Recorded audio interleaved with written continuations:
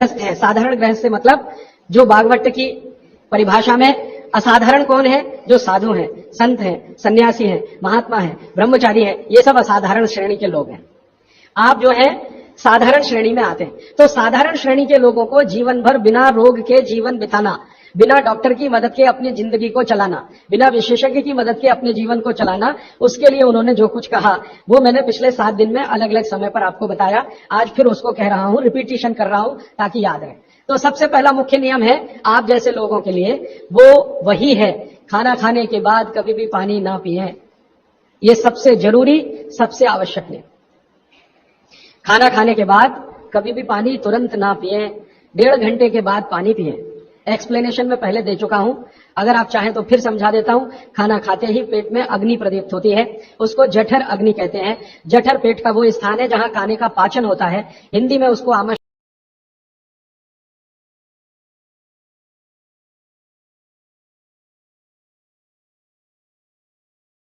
कहते हैं, संस्कृत में जठर कहते हैं। तो जठर स्थान पे अग्नि प्रदीप्त होती है और ये अग्नि 1.5 घंटे तक ही रहती है।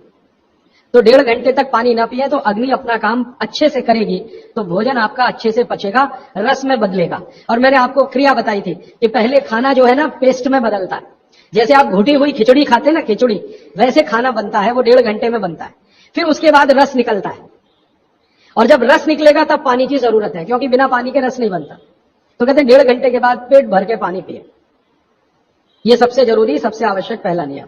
दूसरा नियम, पानी कभी भी पिए तो घूट घूट भर के पिए। ये मैं बहुत आवश्यक नियम मानता हूं सबके लिए, आप जैसे लोगों के। आप में से थोड़ा अगर किसी को भी धीरज हो, धैर्य अपने जीवन में, तो आप ये चालू कर दीजिए, पानी घूट घूट घूट, जितना कम से कम 1 घूट में पानी पी सके उतना, और मुंह में घुमा घुमा के ऐसे ऐसे कर कर। आप 6 महीने बाद देखना, 6 महीने बाद आपके शरीर की पूरी बायोकेमिस्ट्री बदल जाएगी।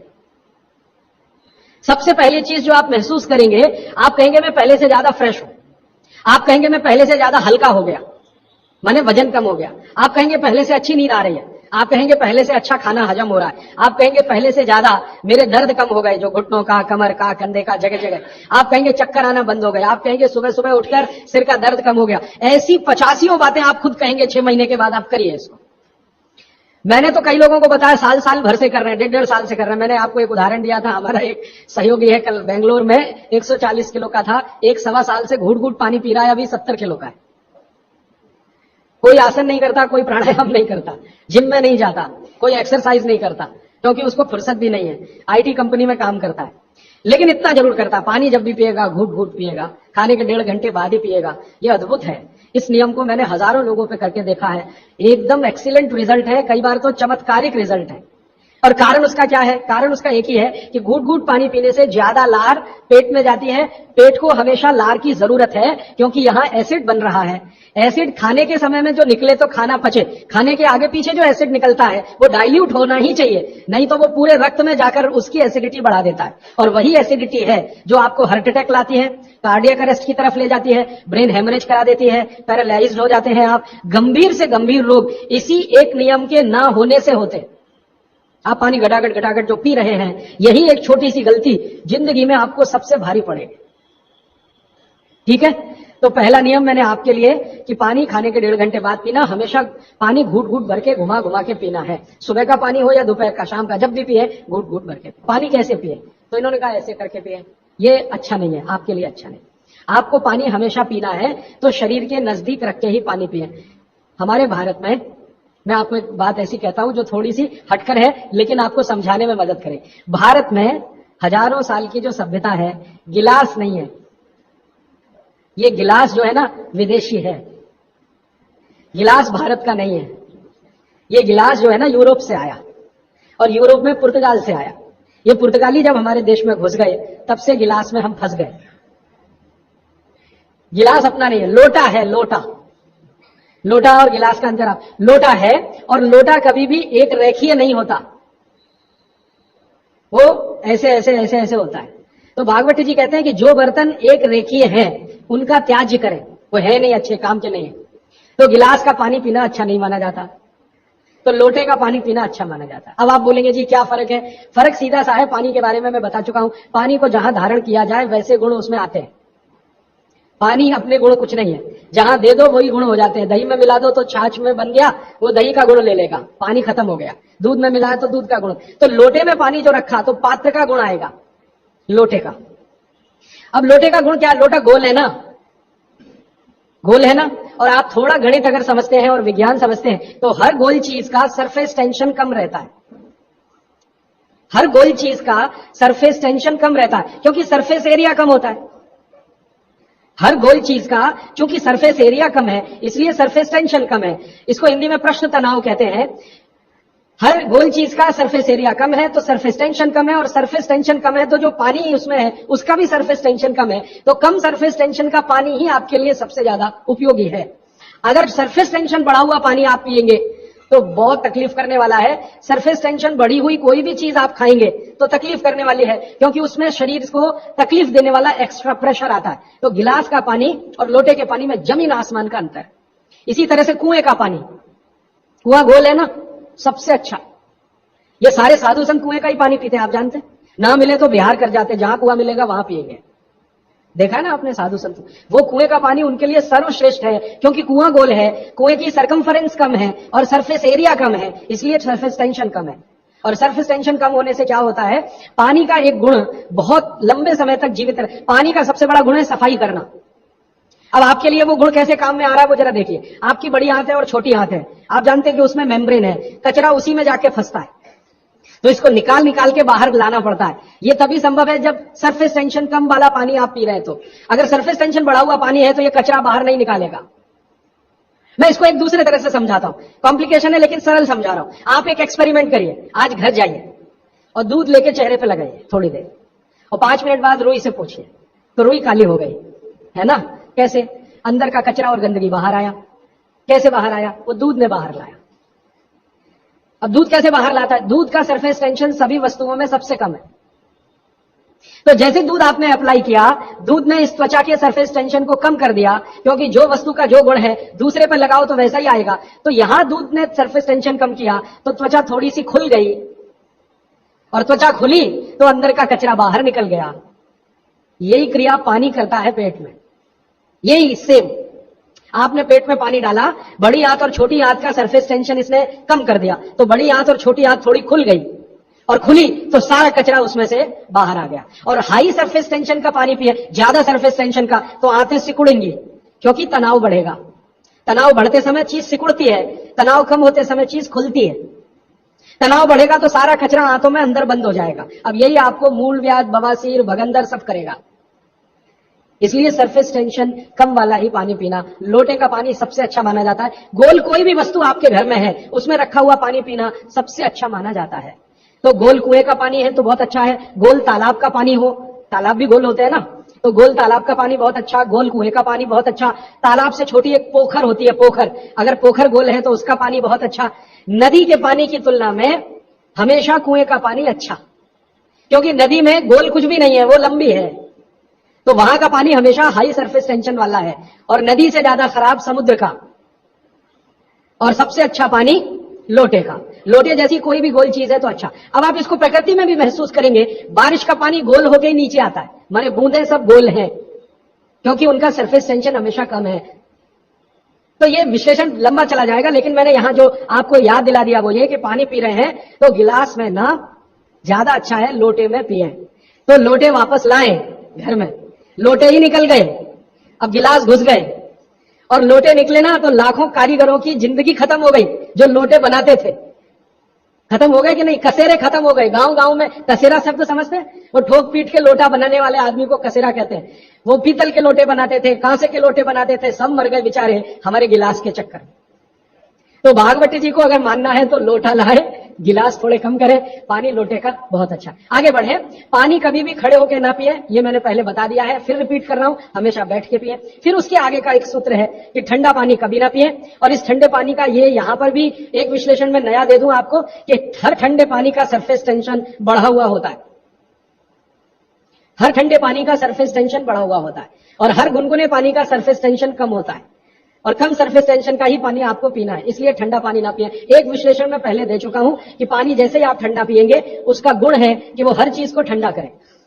तो पेट को ठंडा करने की वो कोशिश करेगा। पेट ठंडा हुआ तो सारे ऑर्गन्स ठंडे हो सकते हैं और आप मर सकते हैं। तो पानी को पेट गर्म करेगा, फिर आप ये जान लीजिए, और पेट पानी को गर्म करेगा तो अतिरिक्त ऊर्जा लगेगी उसको, और वो ब्लड में से ही आएगी, तो सारा ब्लड पेट की तरफ दौड़ेगा। और बार बार आप ठंडा पानी पी रहे हैं दिन में 8-10 बार, तो हर बार ब्लड को पेट में भागना ही पड़ेगा। तो ब्रेन को ब्लड कम होगा, हार्ट को ब्लड कम होगा, ऑर्गन्स को ब्लड कम होगा, तो वो कमजोरी आने ही वाली है और हार्ट अटैक आ सकता है, ब्रेन हेमरेज हो सकता है। क्योंकि कोई भी ऑर्गन को ब्लड कभी भी कम नहीं पड़ना चाहिए, तभी आप दुरुस्त रहने वाले।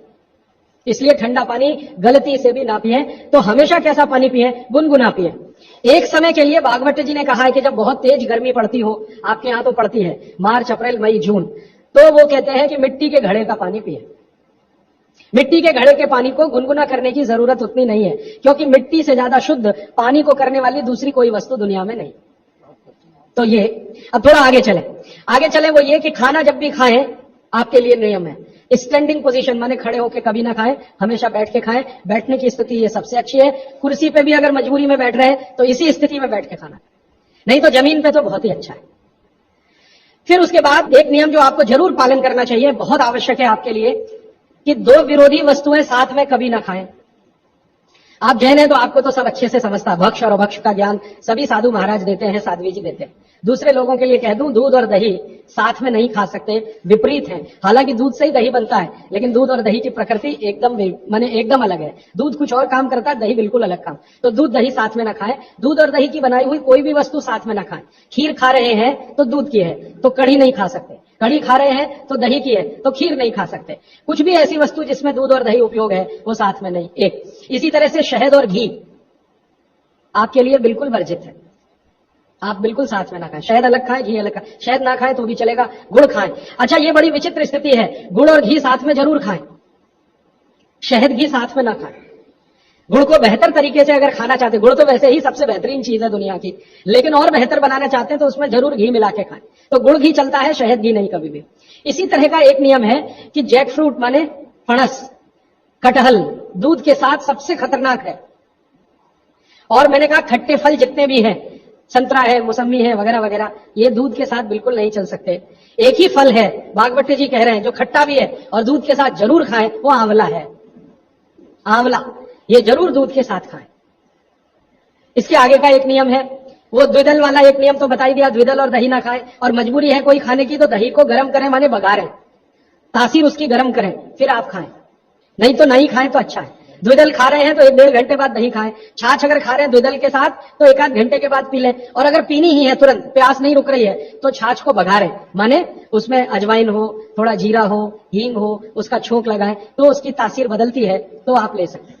और इसके आगे का एक नियम कि सुबह का खाना 9:30-10 बजे तक, क्योंकि उस समय जठर अग्नि सबसे ज्यादा तीव्र है, और शाम का खाना 5-6 बजे तक। ये मैंने आपके हिसाब से कैलकुलेशन किया। भागवत जी ने कहा इसमें जलवायु का, मौसम का ध्यान रखना है, तो आपके हिसाब से, माने आप चेन्नई में हैं तो 9, 9:30, 10 बजे तक भरपेट खाना खाएं, शाम को 5-6 बजे तक भरपेट खाएं। बीच में अगर आप कहते हैं जी भूख लगी तो कुछ फल खा लें, नहीं तो अच्छी चीज भागवत जी ने जो कही है, सुबह का खाना जो 9-10 बजे खाएं, शाम का 5-6 बजे, उनको बीच में भूख लग रही है तो कहते हैं चना और गुड़ खाएं, शेंगदाना और गुड़, माने मूंगफली और गुड़ खाएं, माने उस समय आप चिक्की खाएं, क्योंकि गुड़ और चना, गुड़ और मूंगफली उसमें है। दोपहर को अगर भूख लग रही है, चिक्की आप चाहें तो अच्छी भी खा सकते हैं, माने ज्यादा भी खा सकते हैं। बस एक ही तकलीफ ध्यान में रखें कि जब चिक्की और गुड़ ज्यादा हो जाए तो थोड़ी सोंठ चाट लें या थोड़ी सोंठ खा लें, तो उसका जो तासीर है वो तुरंत बदल जाता है। नहीं तो ज्यादा चिक्की खा ली तो नाक में से खून आ सकता है, तो नाक से खून ना आए, थोड़ी सोंठ या अदरक, सोंठ इस्तेमाल करते हैं तो सोंठ, नहीं तो अदरक, उसके साथ लें। फिर आगे भागवत जी कहते हैं कि आपके भोजन का आपके जो वातावरण से बहुत रिश्ता है। आप जिस वातावरण में रह रहे हैं उसका ध्यान हमेशा रखें। अब मान लीजिए आप मद्रास में रह रहे हैं, तो मद्रास के आसपास का जो वातावरण है ये गर्म है।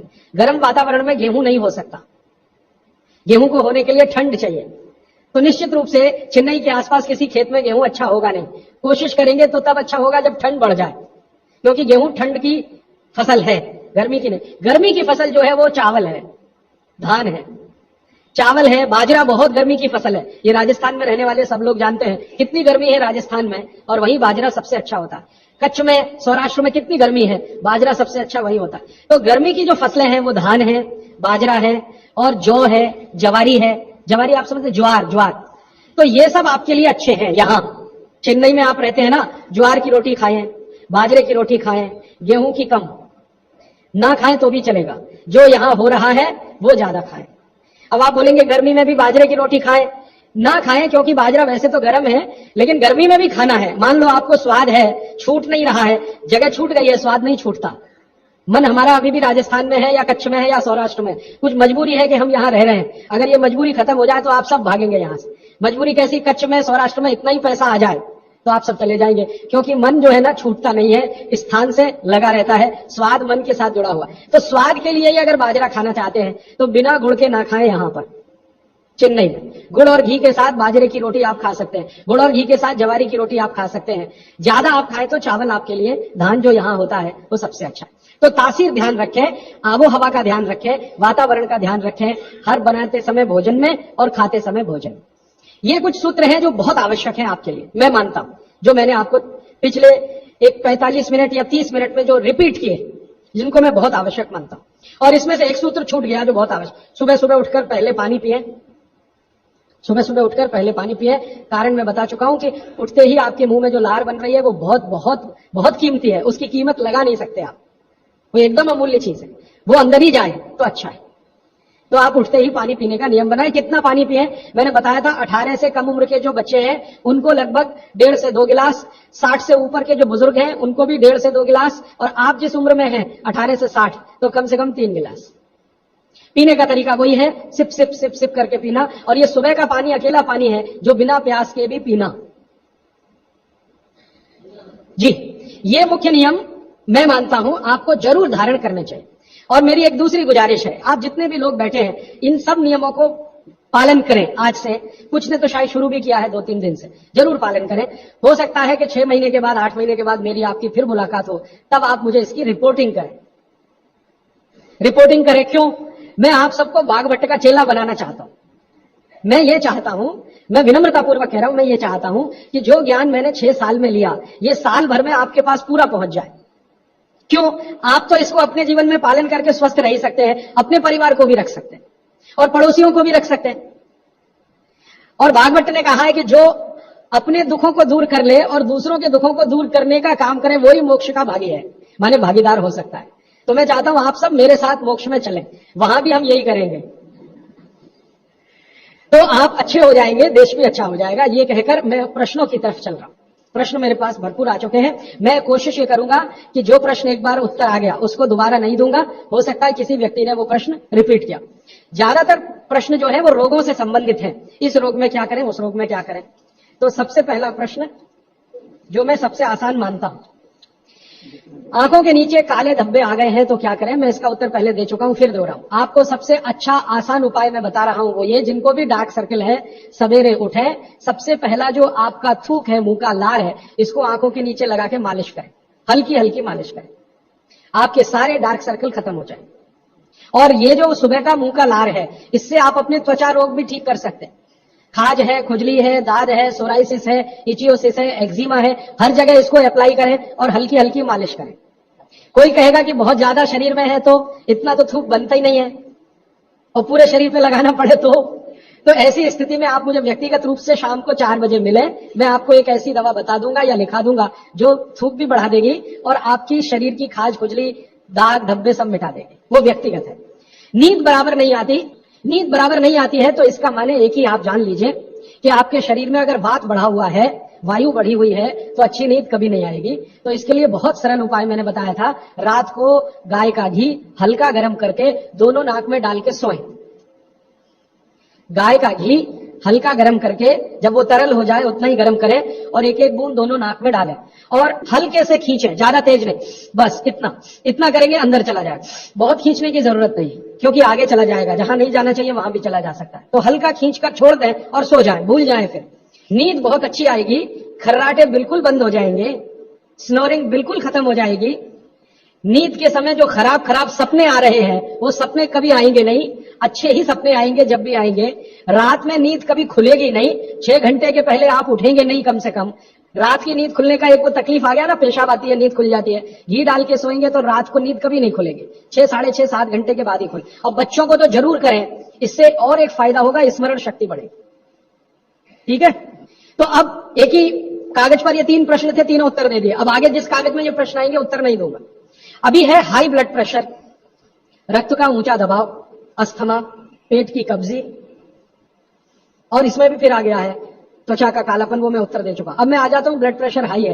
वैसे तो ब्लड प्रेशर हाई और लो होना ये काल्पनिक चीज है, कभी बाद में चर्चा करूंगा, लेकिन अगर आपके मन में बैठ गई है तो इतना ही जान लीजिए कि आपको जब लग रहा है और डॉक्टर कोई कह रहा है कि आपका बीपी हाई है, तो समझ लीजिए, इसको भागवत जी दूसरे सूत्र में कहते हैं कि रक्त की अम्लता बढ़ी हुई है, एसिडिटी बढ़ी हुई है। अब रक्त में अम्लता है तो अम्लता को खत्म करने के लिए क्षारीय चीज खाएं, क्षार चीज खाएं, क्षार। अब क्षार वाली चीजें क्या है? सबसे अच्छी क्षार की चीज है मेथी, सब्जी के रूप में भी और दाने के रूप में मेथी। दूसरी क्षार वाली चीज है, आप में से जैन है तो वो नहीं खाएंगे, लेकिन जो जैन नहीं है उनको बता देता हूं, गाजर। तीसरी क्षार वाली चीज है कोई भी ऐसा फल जिसमें रस नहीं है, कोई भी ऐसा फल जिसमें रस नहीं है, सेब ये क्षारीय है, केला ये क्षारीय है, अमरूद ये क्षारीय है। कोई भी ऐसे फल याद रहेगा आपको जिसमें रस नहीं है, ये सब क्षारीय है। सब्जियों में पालक क्षारीय है, बैंगन क्षारीय है। आलू के बारे में कहते हैं ना अम्लीय ना क्षारीय, वो बीच का है। तो जो सब्जियां आपको क्षारीय हैं और जो मसाले माने औषधियां क्षारीय, इनका उपयोग करें तो अम्लता अपने आप कम होगी, तो ब्लड प्रेशर कम होगा, तो ट्राइग्लिसराइड कम होगा, मोटापा भी कम होगा, सब कुछ कम होगा आपका। तो हमेशा याद रखें। तो मेथी दाने का उपयोग मैंने बता दिया है, पानी में डाल के रात को छोड़ दें, सुबह उठकर दाना चबा के खाएं, पीछे से पानी पिए। गाजर का उपयोग बता दिया, कद्दूकस में घिसे गाजर ले लें और वो कद्दूकस की गाजर को खा लें। और क्षारीय चीज मेथी की सब्जी रोज खाएं, पालक की सब्जी रोज खाएं। हरे पत्ते की कोई भी सब्जी क्षारीय होती है, हरे पत्ते की कोई भी सब्जी क्षारीय होगी, और फल जिसमें रस नहीं है वो सब क्षारीय होंगे। बस याद इतना ही रखें। तो आप अगर उपयोग करेंगे तो हाई ब्लड प्रेशर तो जाएगा ही, उसके साथ ब्लड कोलेस्ट्रॉल कम रहेगा, ट्राइग्लिसराइड कम रहेगा, मोटापा कम होगा, पेट आपका कम होगा, और उसके अंत में हार्ट अटैक आएगा नहीं। ब्लॉकेज भी है तो निकल जाए। और एक क्षारीय चीज मैं भूल गया बताना, लौकी, दूधी। सब्जियों में सबसे ज्यादा क्षारीय कोई चीज है तो दूधी, माने लौकी ज्यादा खाएं, दूधी ज्यादा खाएं, और उसका रस भी पिए कच्ची दूधी का, तो और अच्छा है। जितने भी हाई बीपी के मरीज हैं उनके। अस्थमा, अस्थमा भी जो एक बीमारी है ना, वो वायु के प्रकोप की बीमारी है। तो अस्थमा ज्यादा है तो इसके लिए जो मैं बहुत बार बोल चुका हूं, फिर बोल रहा हूं, दालचीनी ये क्षारीय है, दालचीनी का उपयोग करें शहद के साथ। शहद क्षारीय है तो दालचीनी, शहद। शहद नहीं ले सकते तो गुड़। ये जो नारियल होता है ना, नारियल, मैंने आपको थोड़ी देर पहले एक बात कही है और मुझे याद आ गई, तो मैंने आपसे कहा जो भी फल में रस नहीं है वो क्षारीय है, और जो भी फल में रस है वो अम्लीय है। लेकिन ये नारियल अद्भुत फल है जो क्षारीय है रस होते हुए भी, तो ये क्षारीय है। अब ये क्यों है, ये बात का विषय। तो आप अगर अस्थमा से शिकार हैं, दमा के शिकार हैं, तो नियमित रूप से नारियल खाइए, हरा नारियल खाइए, कच्चा नारियल जिसको कहा जाता है, चबा चबा के खाइए। कितना खाएं जी? एक दिन में 50 ग्राम तक खा सकते हैं चबा चबा। तो दालचीनी और गुड़ लिया और नारियल चबा के खाया, 3 महीने के बाद आपका अस्थमा जड़ से खत्म होगा, वो 40 साल पुराना हो तो भी। इसके बाद हाँ, बाकी तो आंखों की। मुंह में छाले बहुत रहते हैं, ये मुंह में छाले बहुत रहते हैं, इसका माने पेट आपका साफ नहीं है, बड़ी आंत आपकी कचरे से भरी हुई है। तो मुंह में छाले रहते हैं तो सुबह सुबह का जो मैंने नियम बताया ना, पानी उठते ही पिए, घूट घूट पिए, तो छाले अपने आप खत्म। जैसे ही बड़ी आंत साफ हो जाएगी, छाले कभी नहीं आएंगे। और अगर आपको ये करने के बाद भी छाले में आराम नहीं मिल रहा है, तो आपको एक सरल आसान दवा बता देता हूं जो होम्योपैथी की दुकान में मिलती है, जो बड़ी आंत को सबसे जल्दी से साफ कर देती है। उस दवा का नाम है बोरेक्स। सुहागा, सुहागा आप सब जानते हैं ना, सुहागा आंत को साफ करने वाली सबसे तीव्र दवा है, तीव्र। इसी का डाइल्यूशन करके होम्योपैथी में बनाया बोरेक्स। तो ले लें, किसी भी होम्योपैथी की दुकान से खरीद लें, 30 पोटेंसी में या 200 पोटेंसी में। इसके 3 ही खुराक लेंगे तो जीवन भर के लिए छाले की बीमारी आपकी आएगी नहीं, क्योंकि ये तुरंत बड़ी आंत को साफ करता है। पानी करेगा, धीरे धीरे करे। बोरेक्स तो एक ही दिन में काम करता है, लेकिन भागवत जी कहते हैं ये एक ही दिन का चक्कर छोड़ना चाहिए, तुरंत हर चीज का रिजल्ट मिल जाए। वो कहते हैं जीवन में कोई भी चीज फास्ट है ही नहीं, हर चीज स्लो है। तो कोशिश करिए पानी से ठीक करें, और अगर आप बहुत परेशान हैं तभी बोरेक्स का इस्तेमाल करें। और ये दवा हमेशा पानी में डाल के लें, 1 बूंद डाल दें पानी में, और उस पानी के 3 हिस्से करके उसको पी लें। 1 कप पानी हो, आधा कप पानी हो, चौथाई कप पानी हो। अभी आगे का एक प्रश्न। अच्छा, गाय के मूत्र के बारे में मैंने आपसे कहा था, तो उस पर प्रश्न आए हैं 4-5। गोमूत्र सही गाय का है या उसको कोई बीमारी है, किस तरह की प्रॉब्लम हो सकती है, अगर गौमूत्र सही नहीं है तो साल में क्या करना चाहिए। मैं आपको विनम्रता पूर्वक एक एक्सपेरिमेंट जो हमने किया वो बता देता हूं। गाय को हमने 6 साल जहर खिलाया, एक गाय पर यह एक्सपेरिमेंट हमने किया। 6 साल जहर खिलाया, सबसे खराब जहर खिलाया, उसका नाम है संखिया, अंग्रेजी में कहते हैं आर्सेनिक। तो हमने गाय को दिया, चाय में मिलाकर दिया, बहुत मामूली मात्रा में, क्योंकि हम जानते हैं ज्यादा देंगे तो गाय मर जाएगी। हमें यह देखना था कि ये थोड़ा थोड़ा जहर देते हैं तो उस पर असर क्या आता है। तो 6 साल जिस गाय पर हमने ये प्रयोग किया वो गाय अभी भी जीवित है, अभी भी जीवित है और स्वस्थ है, तंदुरुस्त है। हमने हर बार उसको संख्या दिया और हर दिन उसके मूत्र में टेस्ट किया, आया कि नहीं आया, क्योंकि ऐसे कहते हैं ना, खाओ तो सब कुछ आने ही वाला है मूत्र में और ब्लड में। तो 6 साल लगातार उसको संख्या खिलाने के बाद भी उसके मूत्र में 1.0000 में चले जाएं, उतना भी संख्या कभी नहीं आया। अद्भुत है ये। अब मुझे पुरानी बात इसमें जोड़नी है। बहुत लोग कहते हैं ना गाय के गले में शंकर भगवान का निवास है, वो शायद शंकर जी ने पी लिया। शंकर जी तो मशहूर है ना खराब से खराब जहर पीने के लिए, तो शायद गले में शंकर जी हैं गाय के, तो वहीं रुका। और सच में हमने ये देखा, इसमें मैं एक्सेजरेशन नहीं कर रहा हूं, आप चाहें तो वो गाय कभी भी आके देख सकते हैं। हमने उसके गले के आसपास महसूस किया 6 साल में एक ब्लू कलर का रिंग बन गया है, ब्लू कलर का, और वहां से ब्लड निकाला, उसको टेस्ट किया तो उसमें पूरा संख्या है, माने आर्सेनिक है। गले के नीचे वो गया ही नहीं, गले में ही रुक गया। शंकर भगवान ने शायद रोके। तो आप बेखटके गाय का मूत्र पी लीजिए। आपके दिल में ऐसा लग रहा है वो कचरा खा रही है, आप चिंता मत करिए, ये कचरा जाएगा नहीं उसके मूत्र तक। भगवान ने उसके शरीर में ऐसी व्यवस्था करके रखी हुई है। लेकिन अच्छा ये होगा आपके दिल और मन की तसल्ली के लिए कि गाय अच्छा चारा खाती हो, साफ सुथरे वातावरण में रहती हो और नियमित घूमने के लिए जाती हो, उसका मूत्र जरूर पिए, वो सबसे ज्यादा लाभकारी तो है। लेकिन कुछ मजबूरी आ गई, मजबूरी से मतलब मैं समझाना चाहता हूं। आप एक ऐसी जगह रहते हैं जहां गाय कचरा ही खाती है और आपको ऐसी कोई गाय मिल ही नहीं रही है जो शुद्ध चारा खाती हो और बराबर घूमने जाती हो, और आप किसी बीमारी से तड़प रहे, परेशान है, और वो बीमारी में आपको गोमूत्र चाहिए ही, तो बिना संकोच के ले लें। उसका हानि तो नहीं करेगा, कुछ फायदा ही कर जाए। गोमूत्र के बारे में अब तक की जो रिसर्चेज है वो ये है कि इसके साइड इफेक्ट है नहीं। शरीर पता है क्या करता है, आपने मूत्र ज्यादा भी पी लिया तो ये शरीर 20 मिनट के बाद उसको पेशाब के साथ अपने आप ही निकाल लेता है, रहने ही नहीं देता उसको।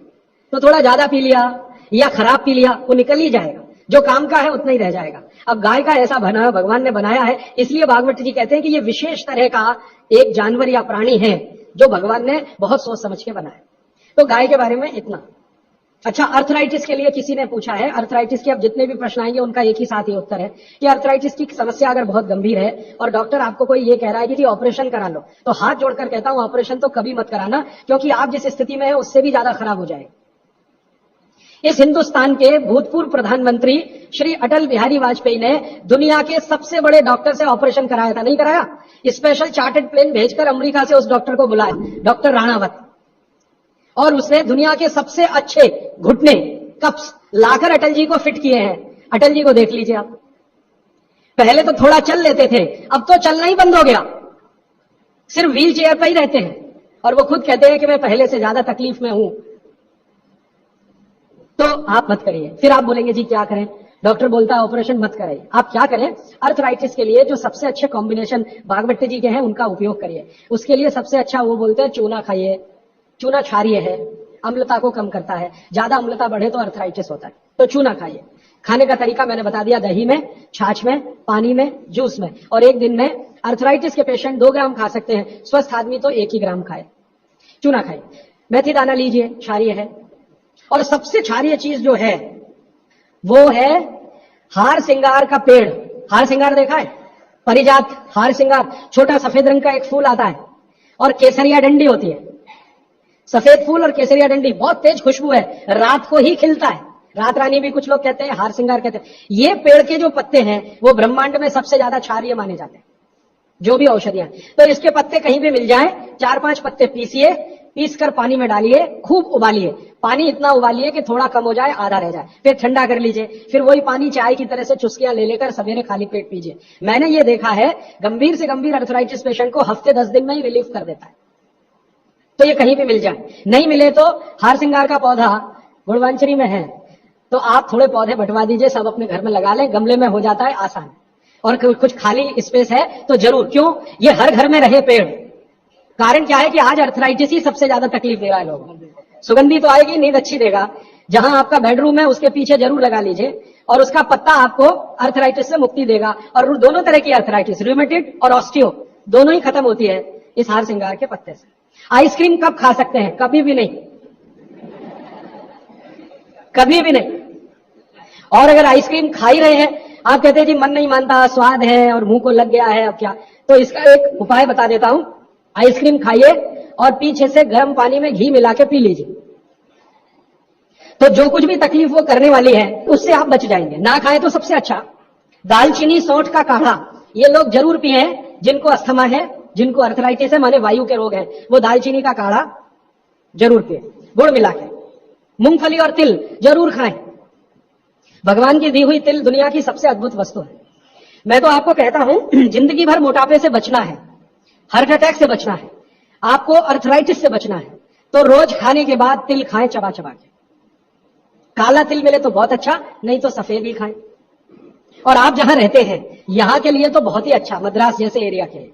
एसिडिटी कम करने के लिए क्या करें? अम्लीय चीज ना खाएं, क्षारीय चीज ज्यादा खाएं, एसिडिटी कम होगी। और पानी घूट घूट पिए, 1-1.5 घंटे के बाद पिए, सुबह उठते ही पानी पिए, एसिडिटी सबसे पहले खत्म होगी। और आखिरी दवा जो सबसे प्रभावी है, जिनको भी एसिडिटी की बहुत तकलीफ है, खाने के बाद ये जो अजवाइन है ना, अजवाइन, इसको भूने तवे पे और थोड़ा काला नमक मिला के ले लें। मिश्री का सेवन बहुत अच्छा है, चीनी से बहुत अच्छा, लेकिन गुड़ से थोड़ा कम अच्छा। मिश्री चीनी की तुलना में तो बहुत अच्छी है और गुड़ से कुछ कम अच्छी है। तो चीनी छोड़ रहे हैं तो मिश्री पे चले जाइए, मिश्री छोड़कर गुड़ पे आ जाइए। हाँ, एक किसी ने सवाल पूछा है कि आप कौन सी जगह पे परमानेंट मिलते? मैं परमानेंट कहीं नहीं मिलता। लोग जो है ना मुझे कहते हैं कि राजीव दीक्षित रेल आश्रमी है, माने हर दिन ज्यादा से ज्यादा मैं रेल में मिलता हूं। तो परमानेंट मिलने के लिए एक केंद्र है, आपको उसका पता किताब में है, वो आप ले लीजिए, फोन नंबर। वहां आप कोई भी चिट्ठी भेजेंगे, मैं जहां भी रहता हूं मेरे पास आ जाती है। और ईमेल करेंगे तो मैं हर जगह खोल खोल के मेरा मेल बॉक्स चेक करता रहता हूं। तो वो पता जो वर्धा सेवाग्राम का है, भारत पीठम, 10 ज्योतवानी लेआउट, सेवाग्राम रोड, सेवाग्राम, जिला वर्धा, महाराष्ट्र। ये मेरा परमानेंट केंद्र है, वहां पत्र भेज सकते हैं, फोन भी कर सकते, वहां फोन कभी भी करें तो पता चल जाएगा मैं कहां हूं। और मेरा मोबाइल नंबर आप सबको मैं चाहूं तो लिखा देता हूं, 9422903599 9422903599। ये मेरा मोबाइल नंबर है। और ईमेल एड्रेस है rajivdixitaba@redixitab@redixitab@rediffmail.com। और निरंजन भाई, प्रदीप भाई, ये कभी भी आप इनको संपर्क करेंगे तो ये कहीं भी खोज के बताएंगे कि मैं कहां हूं। अभी मेरे पास एक प्रश्न है, वो इस समय के विषय से तो नहीं जुड़ा, लेकिन मैं जोड़ के जरूर उत्तर दे देता हूं। आजकल हमारे घरों में पेप्सी कोक से भी ज्यादा नूडल्स खाया जा रहा है। पेप्सी कोक कम हुआ है पिछले 2-3 साल में, अच्छा हुआ, नूडल्स खाया जा रहा है। तो नूडल्स के बारे में आपको एक जानकारी दे दूं कि सबसे खराब वस्तु अगर खाने की कोई हो सकती है, कचरे में कचरा, तो वो यही है नूडल्स। एक तो मैदे की है, ऊपर से सड़ा हुआ है, 6-7 दिन मैदे को सड़ा के रखा जाए तब नूडल्स तैयार होता है। और इस नूडल्स में टेस्ट लाने के लिए सुअर के मांस का रस मिलाया जाता है, बिना उसके नूडल्स बन ही नहीं सकता। जो मैगी है ना, मैगी या कोई भी नूडल्स, सुअर के मांस का रस, सड़ा हुआ मैदा, 6-6 दिन पुराना, उससे तैयार हुआ है। अब आप तय कर लो खाना है या नहीं खाना। एक प्रश्न है जिसका उत्तर दे नहीं सकता। किसी ने कहा आज की शिक्षा बहुत बेकार है, वैकल्पिक शिक्षा की बात बताइए। तो समय ज्यादा है, आप मुझे ईमेल करिए, मैं लंबा जवाब दूंगा।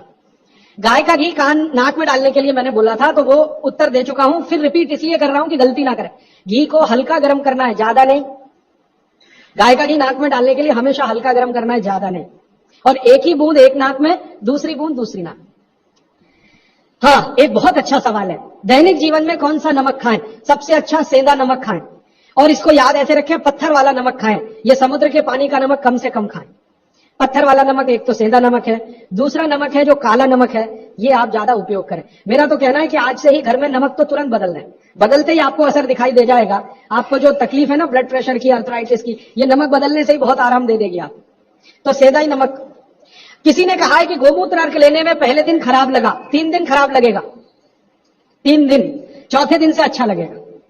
तो छोड़े नहीं उसको, एक दिन खराब लगा छोड़िए मत, दूसरे दिन भी लीजिए, तीसरे। गोमूत्र अर्क है ना तो 1 चम्मच से ज्यादा मत लीजिए, और गोमूत्र प्योर है तो आधा कप लीजिए। किसी को प्रश्न है कि दिन भर नींद आती रहती है, क्या करें? वैसे तो नींद आए तो अच्छा है, लेकिन दिन भर नींद आए तो अच्छा नहीं है, तो क्या करें? इसका मतलब यह है कि आपके शरीर में एक क्षार बहुत कम है, और ये वही क्षार है जो आपको सबसे ज्यादा मिलता है चूने से। जिनको दिन भर नींद आती है वो चूना खाएं, मट्ठे में मिला के, छाछ में मिला के। नारियल का तेल बालों में जरूर लगाएं, किसी ने पूछा है लगाएं, जरूर लगाएं। नारियल का तेल आप खा भी सकते हैं, क्योंकि आप चेन्नई में रहते हैं। अगर आप पटना में रहेंगे तो नहीं खा सकते नारियल का तेल, चेन्नई में रहते हैं तो जरूर खा सकते। मालिश करना चाहें जरूर करें। डायबिटीज के लिए क्या करें? डायबिटीज का जो सबसे अच्छा उपाय मैंने बताया था, मेथी दाना और त्रिफला चूर्ण। त्रिफला चूर्ण माने हरडे, बहेड़ा, आंवला, 1, 2, 3 अनुपात वाला त्रिफला चूर्ण 1 चम्मच, मेथी दाना 1 चम्मच, दोनों मिलाकर गर्म पानी में रात को रख दें। सवेरे उठकर इस पानी को पी लें और उसमें जो कुछ है चबा के खा लें। 3-4 महीने नियमित करेंगे, ब्लड शुगर नॉर्मल आने की पूरी संभावना है। और नहीं आए 3-4 महीने में ब्लड शुगर नॉर्मल, तो एक मुझे ईमेल जरूर करें या फोन करें। शुगर खाना नहीं खाना, चीनी बिल्कुल बंद कर दीजिए, क्योंकि यही अकेली चीज है जो पचती नहीं आसानी से। बाकी चीनी छोड़कर कुछ भी खाइए। पथरी अगर है शरीर में, और थायराइड, थायराइड का सबसे अच्छा उपाय है धनिया पत्ता है ना, धनिया पत्ता, इसकी चटनी, धनिया पत्ते की चटनी बनाइए, पानी में मिला के पी जाइए, पानी गुनगुना रहे। कितनी चटनी? 1 चम्मच चटनी, उसमें कुछ डालिए मत, नमक मिर्ची कुछ मसाला नहीं, खाली धनिया पत्ते की चटनी। और जब तक धनिया मिल रहा है तो ये हरे पत्ते की चटनी, धनिया मिलना बंद हो जाए तो सूखा धनिया। ये धनिया जो है ना, थायराइड की सबसे अच्छी दवा मानी जाती है। पथरी, पथरी जिसको भी है वो चूना कभी ना खाएं, ये याद रखें। कहीं भी शरीर में पथरी है तो चूना कभी ना खाएं। तो फिर क्या खाएं? एक दवा है पत्थर तोड़ दवा, क्या बोलते हैं आप उसको? पाखंड भेद। शोभाकांत जी के यहाँ वो दवा है पाखंड भेद, कहीं भी मिल जाएगा। तो आप इसका काढ़ा बना के पिए।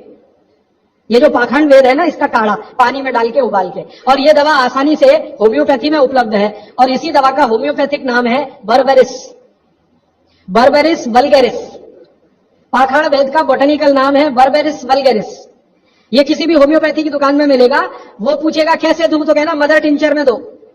ये कोई भी घर में रखिए, आप बिल्कुल निसंकोच इस्तेमाल कर सकते हैं, साइड इफेक्ट कुछ नहीं है इस दवा का। बर्बेरिस वल्गेरिस मदर टिंचर ऐसा बोलिए, तो ये हल्के गुलाबी रंग की होगी, डार्क कलर की भी हो सकती है। इसकी 10-10 बूंदें 1/4 कप पानी में डालकर दिन में 3-4 बार पिलाएं। 1 महीने 1.25 महीने में सारी पथरी टूटकर निकल जाएगी। और नहीं तो पाखंड वेद जो दवा मिले आयुर्वेद की, उसका काढ़ा बना के 15-20 दिन ले लें। काढ़ा जल्दी तोड़ता है पत्थर को, बर्बेरिस को समय ज्यादा लगता है। पानी में चूना मिला के पी सकते हैं, जरूर पीजिए, पथरी वाले नहीं। दांतों का दर्द, दांतों के दर्द की सबसे अच्छी दवा है लौंग। लौंग इस्तेमाल करिए, लौंग का तेल इस्तेमाल करिए। और दांतों में दर्द हो ही नहीं तो थोड़ा थोड़ा चूना खाते रहिए। और दांतों में दर्द हो ही नहीं तो दातुन करते रहिए, दंत मंजन करते रहिए, पेस्ट बंद कर दीजिए। हाँ, अभी एक जरूरी प्रश्न आया, शराब और गुटखा छोड़ने के लिए क्या करें? जरूर आप इसको ध्यान से नोट कर लीजिए, ये बहुत लोगों के काम। शराब, गुटखा, तंबाकू, सिगरेट और बीड़ी, ये 5 बुराइयां व्यसन के रूप में हमारे घरों में आई हैं और देश का सर्वनाश किया है। इनके बचने के लिए बहुत अच्छा है, संकल्प शक्ति से बचे तो अच्छा है। भागवती जी कहते हैं किसी भी व्यसन से बाहर आना हो तो संकल्प शक्ति के साथ आइए तो अच्छा। नहीं है संकल्प शक्ति तो दवा का उपयोग करें। तो क्या दवाएं हैं आपके पास? सबसे अच्छी दवा है शुद्ध गाय का मूत्र, अर्क नहीं, शुद्ध गाय का मूत्र। दूसरी दवा आपके घर में है अदरक या सौंठ। जिनको शराब से छुड़ाना है, बाहर निकालना है, उनको अदरक और सौंठ ज्यादा खिलवाइए, रस पिलवाइए अदरक का, सौंठ का काढ़ा बना के दीजिए, गुड़ मिला के दे सकते हैं सौंठ का काढ़ा बना के। और गोमूत्र पीने को बोलिए, नियमित रूप से अगर आधा कप भी गोमूत्र पिया तो 1.25 महीने में शराब छूट जाती है। शराब जो पीते हैं, बीड़ी सिगरेट जो पीते हैं, उनके शरीर में एक केमिकल बढ़ जाता है, उसका नाम है सल्फर। और सल्फर को कम करने के लिए सल्फर ही चाहिए। आयुर्वेद में कहा है ना कि विष को विष मारता है, तो सल्फर बढ़ता है। तो सल्फर कम करने के लिए बाहर से सल्फर चाहिए, और बाहर का सबसे अच्छा सल्फर गोमूत्र में है। सर्दी जुकाम, सर्दी जुकाम ज्यादा है, बार बार है, सबसे अच्छी दवा है। आप अगर बच्चों के लिए ले रहे हैं तो कफ दूर करना है उनका, कफ नाशक सबसे अच्छी दवा मैंने पहले दिन बताई थी, शहद है। दूसरी, शहद नहीं लेते तो गुड़ है, तो बच्चों को गुड़ दीजिए ज्यादा। एक, उनको चूना भी दे सकते हैं, चूना कफ का भी नाश करता है, वात का तो करता ही है, कफ का भी करता है, तो चूना दे सकते हैं। गाय का घी नाक में डाल सकते हैं। हल्दी जबरदस्त कफ नाशक है, तो दूध में हल्दी मिलाकर दीजिए, और दूध हल्दी थोड़ा घी मिलाए तो और भी अच्छा कॉम्बिनेशन है। तो जिनको सर्दी जुकाम बार बार होते हैं उसके लिए। पित्त बढ़ा है तो क्या करें? देशी गाय का घी खाइए, देशी गाय का घी। गरम गरम पानी में डालकर पिए तो सब पित्त को शांत करेगा। और दूसरी चीज मैंने पहले बता दी है, अजवाइन और काला नमक, ये भी पित्त बढ़े तो शांत करेगा उसको। एक मेरे पास डिफिकल्ट केस है, ये मुझे व्यक्तिगत रूप से मिले। कोई एक महिला है, उसकी लंबाई लगातार बढ़ रही है, ये मुझे शाम को मिले 4 बजे। बाल उड़ गए तो क्या करें, बाल कम हो गए तो क्या करें, बाल झड़ रहे हैं तो क्या करें। तीनों में एक उपाय है, दही को तांबे के बर्तन में रखें, 5-6 दिन खूब खट्टा हो जाए, हरा हरा हो जाए तो इसको बालों में मालिश करें। 1 घंटे के बाद बालों को शिकाकाई से धोएं।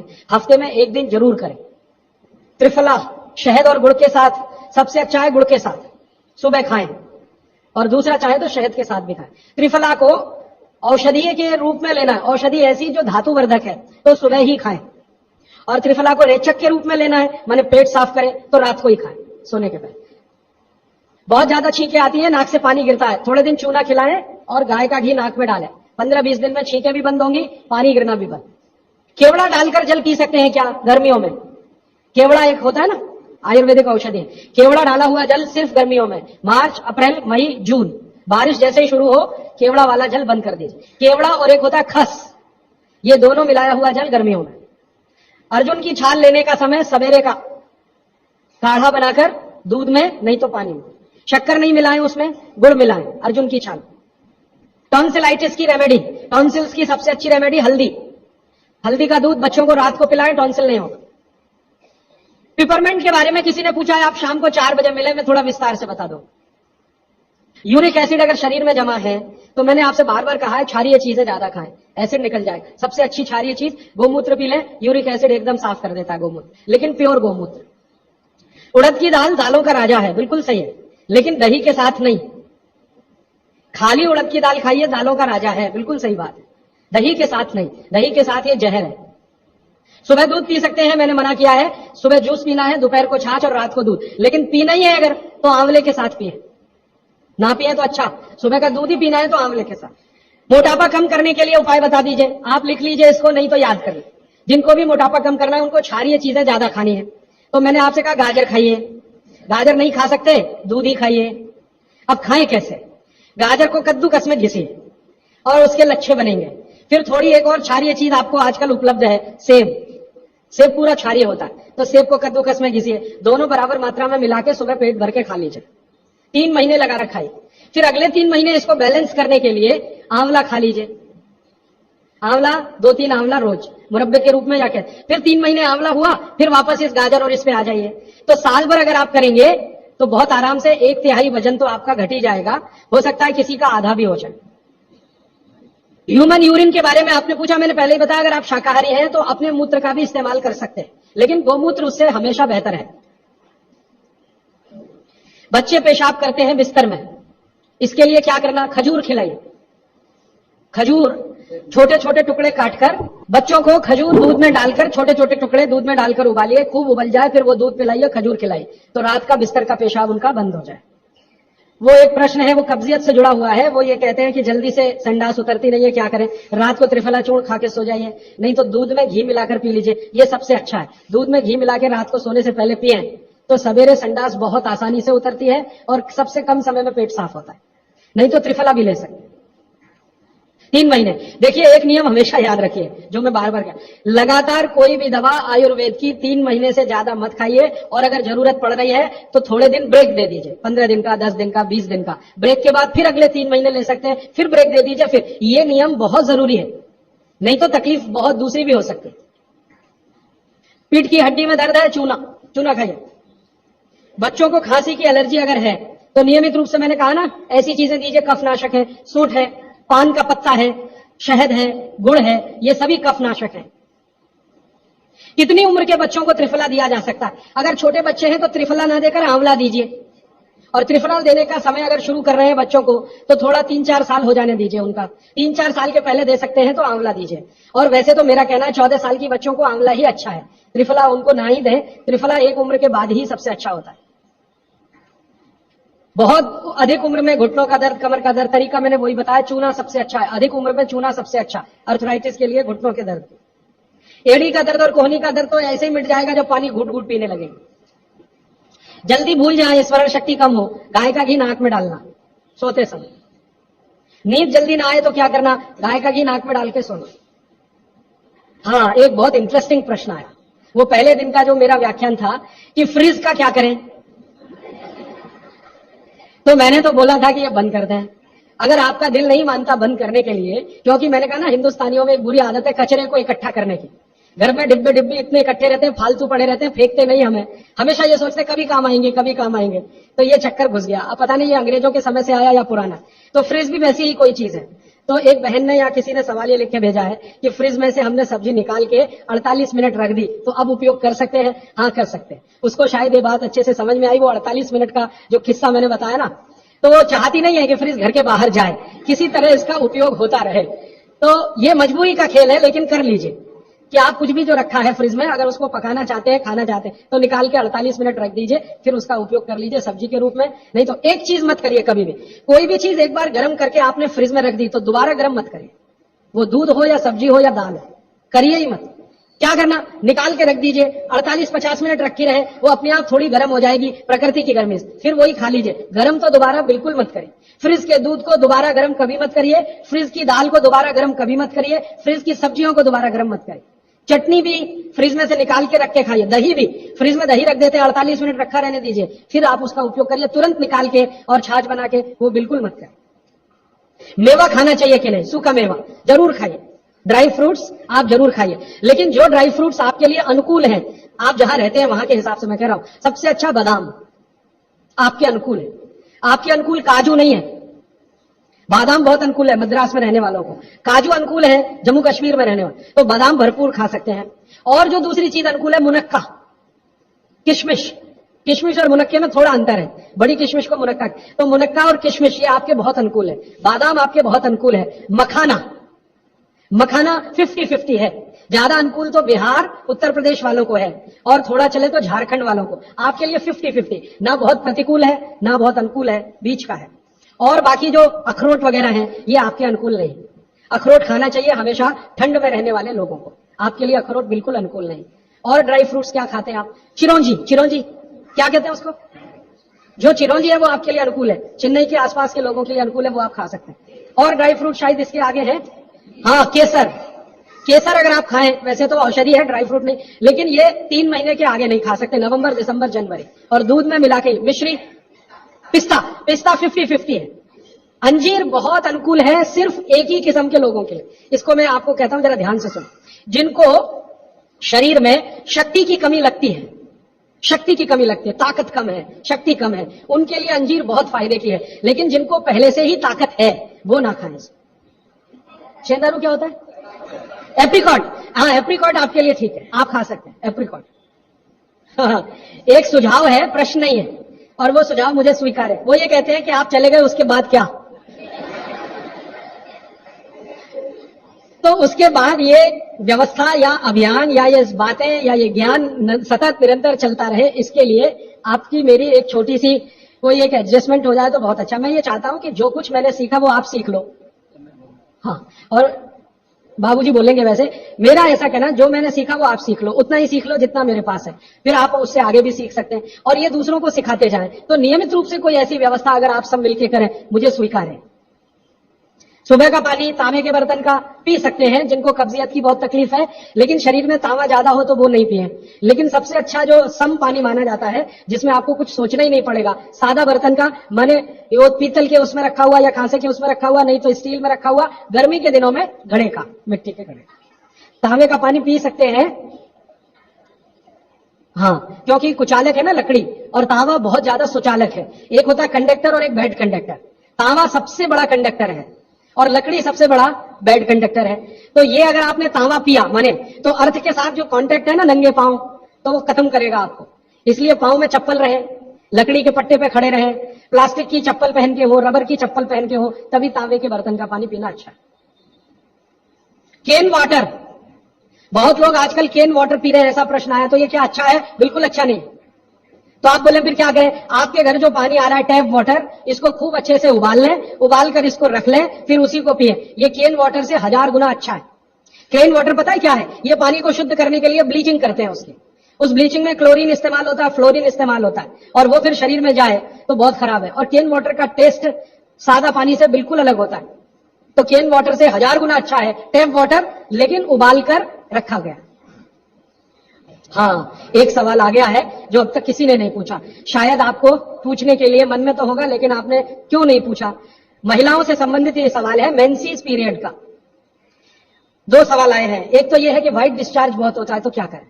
तो इसके लिए आप ऐसा करिए, एक आयुर्वेद की दवा इस्तेमाल करिए, उसका नाम है शतावरी। शतावरी कहीं भी मिलती है आयुर्वेद की दुकान पर। शतावरी चूर्ण के रूप में ले लीजिए। इस शतावरी चूर्ण को दूध में मिला लीजिए और रात को जरूर पीजिए। दूध हल्का गर्म रहे, और शतावरी डाल के दूध उबाल भी सकते हैं, फटता नहीं। शतावरी, जिनको भी व्हाइट डिस्चार्ज की समस्या है, शतावरी।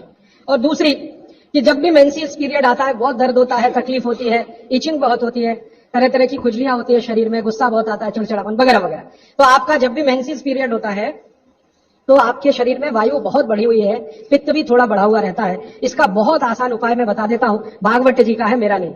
वो ये कहते हैं कि मेंसेस पीरियड में सब कुछ ठीक रहे, समय से आए, समय से जाए, ज्यादा रक्त ना निकले और कम भी ना हो, इस सब चीज ठीक रखने के लिए गरम गरम पानी में, जो इतना गरम हो जैसे चाय होती है, घी मिला के पिए। गरम गरम पानी में, खूब गरम पानी में, गाय का घी आपके घर है तो बहुत अच्छा, नहीं तो कोई भी घी, भैंस का भी चलेगा, 1 चम्मच मिलाएं, आधा गिलास खूब गरम पानी खौलता हुआ घी मिला दें, थोड़ा पीने लायक हो जाए उतनी देर रखें, फिर इसको चुस्कियां ले लेकर पिए। अगर आपका मासिक 5 दिन चलता है, 4 दिन चलता है, 3 दिन, दिन से मतलब नहीं, जितने दिन चलता है उतने दिन। कितनी बार पी सकते हैं? दिन में 2 या 3 बार पी सकते हैं। तो अगर आपने ये शुरू किया तो सब कुछ आपका नॉर्मल हो जाएगा, सब कुछ। मेनोरेजिया है तो ठीक होगा, मेट्रोरेजिया तो ठीक होगा, सब ठीक हो जाएगा। मैं ज्यादा नहीं कहना चाहता, आप सब समझदार है, हर चीज आपकी दुरुस्त और तंदुरुस्त रहेगी। डिस्चार्ज व्हाइट है तो शतावरी लेना है, और पानी में घी मिला के, किसी भी दूसरी प्रॉब्लम के लिए, मेंसेस पीरियड, ये घी पानी मेंसेस पीरियड में ही पिए। इसको ध्यान से सुनो। मेवा से वेट बढ़ता है, काजू को छोड़कर किसी भी मेवा से वेट नहीं बढ़ता, काजू ही है जो वजन बढ़ाता है, बाकी कोई भी सूखा मेवा वजन नहीं बढ़ाता। मुंह से बदबू आती है तो समझ लो पेट साफ नहीं है, तो रात को त्रिफला खा के सो, नहीं तो दूध और घी मिला के पियो, सुबह उठते ही पानी पी लो, मुंह की बदबू बंद। हाथ पैर सुन्न हो जाते हैं, मतलब चूना खाते रहिए। हाँ, अब ये एक सवाल ऐसा है कि चूने से जीभ फट जाती है, तो आप चूना अगर सीधे जीभ पे खाएंगे तो फटेगी, पानी में डालकर खाएंगे कभी जीभ नहीं फटेगी, दही में डालकर खाएंगे नहीं फटेगी, मट्ठे में पिएंगे तो नहीं फटेगी, जीभ पर चाटेंगे चूना तो जरूर जीभ फटेगी। अब किसी ने एक सवाल पूछा, हनी के केमिकल कंपोनेंट्स बताइए। वो किताब में पूरा है, आप पढ़ लीजिए। टीबी पेशेंट है, ट्यूबरकुलोसिस, तो आप जरूर उनको गोमूत्र पिलाइए। अगर खाली गोमूत्र, शुद्ध गोमूत्र, अर्क नहीं, खाली गोमूत्र आपने पिला दिया तो 3 से 4 महीने में टीबी जड़ से ठीक होती। दही में, या तो छाछ में, या तो पानी में, नहीं तो पान में। चूना ये पान में जो खाते हैं वही। और 5 मिनट रुकिए, मैंने मेरा कंक्लूड किया है, लेकिन ये आज के लिए है, जिंदगी के लिए ये कंक्लूजन नहीं है, ये तो रास्ता अभी खुला है। कहते हैं, संस्कृत में जठर कहते हैं, तो जठर स्थान पे अग्नि प्रदीप्त होती है, और ये अग्नि 1.5 घंटे तक ही रहती है। तो 1.5 घंटे तक पानी ना पिए तो अग्नि अपना काम अच्छे से करेगी, तो भोजन आपका अच्छे से पचेगा, रस में बदलेगा। और मैंने आपको क्रिया बताई थी कि पहले खाना जो है ना पेस्ट में बदलता है, जैसे आप घुटी हुई खिचड़ी खाते हैं ना, खिचड़ी, वैसे खाना बनता है, वो 1.5 घंटे में बनता है। फिर उसके बाद रस निकलता है, और जब रस निकलेगा तब पानी की जरूरत है, क्योंकि बिना पानी के रस नहीं बनता।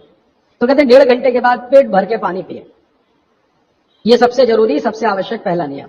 दूसरा नियम, पानी कभी भी पिए तो घूट घूट भर के पिए। ये मैं बहुत आवश्यक नियम मानता हूं सबके लिए, आप जैसे लोगों के। आप में से थोड़ा अगर किसी को भी धीरज हो, धैर्य अपने जीवन में, तो आप ये चालू कर दीजिए, पानी घूट घूट घूट, जितना कम से कम 1 घूट में पानी पी सके उतना, और मुंह में घुमा घुमा के, ऐसे ऐसे कर कर। आप 6 महीने बाद देखना, 6 महीने बाद आपके शरीर की पूरी बायोकेमिस्ट्री बदल जाएगी। सबसे पहली चीज जो आप महसूस करेंगे, आप कहेंगे मैं पहले से ज्यादा फ्रेश हूं, आप कहेंगे मैं पहले से ज्यादा हल्का हो गया, माने वजन कम हो गया, आप कहेंगे पहले से अच्छी नींद आ रही है, आप कहेंगे पहले से अच्छा खाना हजम हो रहा है, आप कहेंगे पहले से ज्यादा मेरे दर्द कम हो गए, जो घुटनों का, कमर का, कंधे का, जगह जगह, आप कहेंगे चक्कर आना बंद हो गए, आप कहेंगे सुबह सुबह उठकर सिर का दर्द कम हो गया। ऐसी 85 बातें आप खुद कहेंगे 6 महीने के बाद। आप करिए इसको। मैंने तो कई लोगों को बताया साल भर से कर रहे हैं, 1.5 साल से कर रहे हैं। मैंने आपको एक उदाहरण दिया था, हमारा एक सहयोगी है, कल बेंगलोर में 140 किलो का था, 1 सवा साल से घूट घूट पानी पी रहा है, अभी 70 किलो का है। कोई आसन नहीं करता, कोई प्राणायाम नहीं करता, जिम में नहीं जाता, कोई एक्सरसाइज नहीं करता, क्योंकि उसको फुर्सत भी नहीं है, IT कंपनी में काम करता है। लेकिन इतना जरूर करता, पानी जब भी पिएगा घूट घूट पिएगा, खाने के 1.5 घंटे बाद ही पिएगा। ये अद्भुत है। इस नियम को मैंने हजारों लोगों पे करके देखा है, एकदम एक्सीलेंट रिजल्ट है, कई बार तो चमत्कारिक रिजल्ट है। और कारण उसका क्या है? कारण उसका एक ही है कि घूट घूट पानी पीने से ज्यादा लार पेट में जाती है। पेट को हमेशा लार की जरूरत है, क्योंकि यहाँ एसिड बन रहा है। एसिड खाने के समय में जो निकले तो खाना पचे, खाने के आगे पीछे जो एसिड निकलता है वो डाइल्यूट होना ही चाहिए, नहीं तो वो पूरे रक्त में जाकर उसकी एसिडिटी बढ़ा देता है। और वही एसिडिटी है जो आपको हार्ट अटैक लाती है, कार्डियक अरेस्ट की तरफ ले जाती है, ब्रेन हेमरेज करा देती है, पैरालाइज्ड हो जाते हैं आप। गंभीर से गंभीर रोग इसी एक नियम के ना होने से होते हैं। आप पानी घटाघट जो पी रहे हैं, यही एक छोटी सी गलती जिंदगी में आपको सबसे भारी पड़ेगी। ठीक है, तो पहला नियम मैंने आपके लिए कि पानी खाने के 1.5 घंटे बाद पीना, हमेशा पानी घूट घूट भर के घुमा घुमा के पीना है। सुबह का पानी हो या दोपहर का, शाम का, जब भी पिए घूट घूट भर के। पानी कैसे पिए? तो इन्होंने कहा ऐसे करके पिए। ये अच्छा नहीं है, आपके लिए अच्छा नहीं। आपको पानी हमेशा पीना है तो शरीर के नजदीक रख के ही पानी पिए। हमारे भारत में, मैं आपको एक बात ऐसी कहता हूं जो थोड़ी सी हटकर है, लेकिन आपको समझाने में मदद करे। भारत में हजारों साल की जो सभ्यता है, गिलास नहीं है। ये गिलास जो है ना, विदेशी है।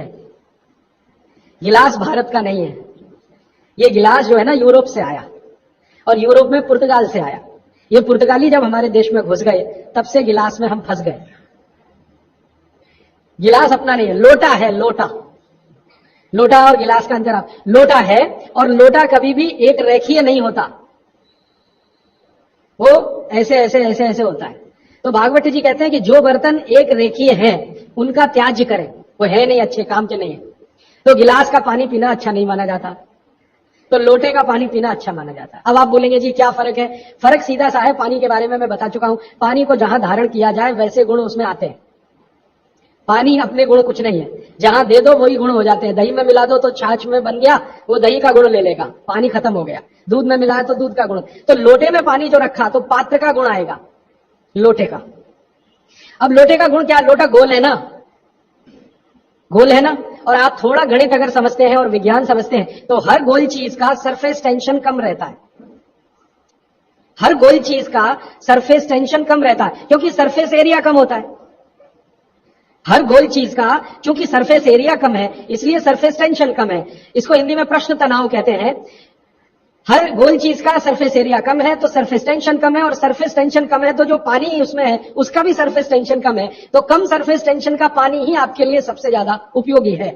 अगर सरफेस टेंशन बढ़ा हुआ पानी आप पिएंगे तो बहुत तकलीफ करने वाला है। सरफेस टेंशन बढ़ी हुई कोई भी चीज आप खाएंगे तो तकलीफ करने वाली है, क्योंकि उसमें शरीर को तकलीफ देने वाला एक्स्ट्रा प्रेशर आता है। तो गिलास का पानी और लोटे के पानी में जमीन आसमान का अंतर। इसी तरह से कुएं का पानी, कुआं गोल है ना, सबसे अच्छा। ये सारे साधु संत कुएं का ही पानी पीते हैं, आप जानते हैं। ना मिले तो बिहार कर जाते, जहां कुआं मिलेगा वहां पिएंगे। देखा है ना आपने साधु संत, वो कुएं का पानी उनके लिए सर्वश्रेष्ठ है, क्योंकि कुआं गोल है, कुएं की सरकमफरेंस कम है और सरफेस एरिया कम है, इसलिए सरफेस टेंशन कम है। और सरफेस टेंशन कम होने से क्या होता है, पानी का एक गुण बहुत लंबे समय तक जीवित रहे। पानी का सबसे बड़ा गुण है सफाई करना। अब आपके लिए वो गुण कैसे काम में आ रहा है वो जरा देखिए। आपकी बड़ी हाथ है और छोटी हाथ है, आप जानते हैं कि उसमें मेम्ब्रेन है, कचरा उसी में जाके फंसता है, तो इसको निकाल निकाल के बाहर लाना पड़ता है। ये तभी संभव है जब सरफेस टेंशन कम वाला पानी आप पी रहे हैं। तो अगर सरफेस टेंशन बढ़ा हुआ पानी है तो ये कचरा बाहर नहीं निकालेगा। मैं इसको एक दूसरे तरह से समझाता हूं, कॉम्प्लिकेशन है लेकिन सरल समझा रहा हूं। आप एक एक्सपेरिमेंट करिए, आज घर जाइए और दूध लेके चेहरे पे लगाइए थोड़ी देर, और 5 मिनट बाद रुई से पूछिए तो रुई काली हो गई है ना। कैसे? अंदर का कचरा और गंदगी बाहर आया। कैसे बाहर आया? वो दूध ने बाहर लाया। अब दूध कैसे बाहर लाता है? दूध का सरफेस टेंशन सभी वस्तुओं में सबसे कम है। तो जैसे दूध आपने अप्लाई किया, दूध ने इस त्वचा के सरफेस टेंशन को कम कर दिया, क्योंकि जो वस्तु का जो गुण है दूसरे पर लगाओ तो वैसा ही आएगा। तो यहां दूध ने सरफेस टेंशन कम किया तो त्वचा थोड़ी सी खुल गई, और त्वचा खुली तो अंदर का कचरा बाहर निकल गया। यही क्रिया पानी करता है पेट में। यही सेम, आपने पेट में पानी डाला, बड़ी हाथ और छोटी हाथ का सरफेस टेंशन इसने कम कर दिया, तो बड़ी हाथ और छोटी हाथ थोड़ी खुल गई, और खुली तो सारा कचरा उसमें से बाहर आ गया। और हाई सरफेस टेंशन का पानी पिए, ज्यादा सरफेस टेंशन का, तो आंतें सिकुड़ेंगी, क्योंकि तनाव बढ़ेगा। तनाव बढ़ते समय चीज सिकुड़ती है, तनाव कम होते समय चीज खुलती है। तनाव बढ़ेगा तो सारा कचरा आंतों में अंदर बंद हो जाएगा। अब यही आपको मूल व्याध, बवासीर, भगंदर सब करेगा। इसलिए सरफेस टेंशन कम वाला ही पानी पीना। लोटे का पानी सबसे अच्छा माना जाता है। गोल कोई भी वस्तु आपके घर में है उसमें रखा हुआ पानी पीना सबसे अच्छा माना जाता है। तो गोल कुएं का पानी है तो बहुत अच्छा है। गोल तालाब का पानी हो, तालाब भी गोल होते हैं ना, तो गोल तालाब का पानी बहुत अच्छा, गोल कुएं का पानी बहुत अच्छा। तालाब से छोटी एक पोखर होती है, पोखर, अगर पोखर गोल है तो उसका पानी बहुत अच्छा। नदी के पानी की तुलना में हमेशा कुएं का पानी अच्छा, क्योंकि नदी में गोल कुछ भी नहीं है, वो लंबी है, तो वहां का पानी हमेशा हाई सरफेस टेंशन वाला है। और नदी से ज्यादा खराब समुद्र का, और सबसे अच्छा पानी लोटे का। लोटे जैसी कोई भी गोल चीज है तो अच्छा। अब आप इसको प्रकृति में भी महसूस करेंगे, बारिश का पानी गोल होकर ही नीचे आता है, माने बूंदें सब गोल हैं, क्योंकि उनका सरफेस टेंशन हमेशा कम है। तो ये विश्लेषण लंबा चला जाएगा, लेकिन मैंने यहां जो आपको याद दिला दिया वो ये कि पानी पी रहे हैं तो गिलास में ना ज्यादा अच्छा है लोटे में पिए। तो लोटे वापस लाए घर में, लोटे ही निकल गए, अब गिलास घुस गए और लोटे निकले ना तो लाखों कारीगरों की जिंदगी खत्म हो गई जो लोटे बनाते थे। खत्म हो गए कि नहीं? कसेरे खत्म हो गए। गांव गांव में कसेरा शब्द समझते हैं? वो ठोक पीट के लोटा बनाने वाले आदमी को कसेरा कहते हैं। वो पीतल के लोटे बनाते थे, कांसे के लोटे बनाते थे, सब मर गए बेचारे हमारे गिलास के चक्कर में। तो भागवती जी को अगर मानना है तो लोटा लाए, गिलास थोड़े कम करें, पानी लोटे का बहुत अच्छा। आगे बढ़े, पानी कभी भी खड़े होकर ना पिए, ये मैंने पहले बता दिया है, फिर रिपीट कर रहा हूं, हमेशा बैठ के पिए। फिर उसके आगे का एक सूत्र है कि ठंडा पानी कभी ना पिए। और इस ठंडे पानी का ये यहां पर भी एक विश्लेषण में नया दे दूं आपको कि हर ठंडे पानी का सरफेस टेंशन बढ़ा हुआ होता है। हर ठंडे पानी का सरफेस टेंशन बढ़ा हुआ होता है और हर गुनगुने पानी का सरफेस टेंशन कम होता है, और कम सरफेस टेंशन का ही पानी आपको पीना है। इसलिए ठंडा पानी ना पिए। एक विश्लेषण में पहले दे चुका हूं कि पानी जैसे ही आप ठंडा पिएंगे उसका गुण है कि वो हर चीज को ठंडा करे। तो पेट को ठंडा करने की वो कोशिश करेगा। पेट ठंडा हुआ तो सारे ऑर्गन्स ठंडे हो सकते हैं और आप मर सकते हैं। तो पानी को पेट गर्म करेगा, फिर आप ये जान लीजिए, और पेट पानी को गर्म करेगा तो अतिरिक्त ऊर्जा लगेगी उसको, और वो ब्लड में से ही आएगी, तो सारा ब्लड पेट की तरफ दौड़ेगा। और बार बार आप ठंडा पानी पी रहे हैं दिन में 8-10 बार, तो हर बार ब्लड को पेट में भागना ही पड़ेगा। तो ब्रेन को ब्लड कम होगा, हार्ट को ब्लड कम होगा, ऑर्गन्स को ब्लड कम होगा, तो वो कमजोरी आने ही वाली है और हार्ट अटैक आ सकता है, ब्रेन हेमरेज हो सकता है। क्योंकि कोई भी ऑर्गन को ब्लड कभी भी कम नहीं पड़ना चाहिए, तभी आप दुरुस्त रहने वाले। इसलिए ठंडा पानी गलती से भी ना पिए। तो हमेशा कैसा पानी पिए? गुनगुना पिए। एक समय के लिए भागवत जी ने कहा है कि जब बहुत तेज गर्मी पड़ती हो, आपके यहां तो पड़ती है मार्च, अप्रैल, मई, जून, तो वो कहते हैं कि मिट्टी के घड़े का पानी पिए। मिट्टी के घड़े के पानी को गुनगुना करने की जरूरत उतनी नहीं है, क्योंकि मिट्टी से ज्यादा शुद्ध पानी को करने वाली दूसरी कोई वस्तु दुनिया में नहीं। तो ये अब थोड़ा आगे चले वो ये कि खाना जब भी खाएं, आपके लिए नियम है स्टैंडिंग पोजीशन, माने खड़े होकर कभी ना खाएं, हमेशा बैठ के खाएं। बैठने की स्थिति ये सबसे अच्छी है। कुर्सी पे भी अगर मजबूरी में बैठ रहे हैं तो इसी स्थिति में बैठ के खाना, नहीं तो जमीन पे तो बहुत ही अच्छा है। फिर उसके बाद एक नियम जो आपको जरूर पालन करना चाहिए, बहुत आवश्यक है आपके लिए, कि दो विरोधी वस्तुएं साथ में कभी ना खाएं। आप जैन हैं तो आपको तो सब अच्छे से समझता, भक्ष और अभक्ष का ज्ञान सभी साधु महाराज देते हैं, साध्वी जी देते हैं। दूसरे लोगों के लिए कह दूं, दूध और दही साथ में नहीं खा सकते, विपरीत है। हालांकि दूध से ही दही बनता है, लेकिन दूध और दही की प्रकृति एकदम अलग है। दूध कुछ और काम करता है, दही बिल्कुल अलग काम। तो दूध दही साथ में ना खाएं। दूध और दही की बनाई हुई कोई भी वस्तु साथ में ना खाएं। खीर खा रहे हैं तो दूध की है तो कढ़ी नहीं खा सकते, कढ़ी खा रहे हैं तो दही की है तो खीर नहीं खा सकते। कुछ भी ऐसी वस्तु जिसमें दूध और दही उपयोग है वो साथ में नहीं। एक इसी तरह से शहद और घी आपके लिए बिल्कुल वर्जित है, आप बिल्कुल साथ में ना खाएं। शहद अलग खाएं, घी अलग खाएं। शहद ना खाएं तो भी चलेगा, गुड़ खाएं। अच्छा, ये बड़ी विचित्र स्थिति है, गुड़ और घी साथ में जरूर खाएं, शहद घी साथ में ना खाएं। गुड़ को बेहतर तरीके से अगर खाना चाहते, गुड़ तो वैसे ही सबसे बेहतरीन चीज है दुनिया की, लेकिन और बेहतर बनाना चाहते हैं तो उसमें जरूर घी मिला के खाएं। तो गुड़ घी चलता है, शहद घी नहीं कभी भी। इसी तरह का एक नियम है कि जैक फ्रूट माने फणस, कटहल दूध के साथ सबसे खतरनाक है। और मैंने कहा खट्टे फल जितने भी हैं, संतरा है, मौसमी है, वगैरह वगैरह, ये दूध के साथ बिल्कुल नहीं चल सकते। एक ही फल है, भागवत जी कह रहे हैं, जो खट्टा भी है और दूध के साथ जरूर खाएं, वो आंवला है। आंवला ये जरूर दूध के साथ खाएं। इसके आगे का एक नियम है, वो द्विदल वाला एक नियम तो बता ही दिया, द्विदल और दही ना खाएं। और मजबूरी है कोई खाने की तो दही को गर्म करें, माने बघारें, तासीर उसकी गर्म करें, फिर आप खाएं, नहीं तो नहीं खाएं तो अच्छा है।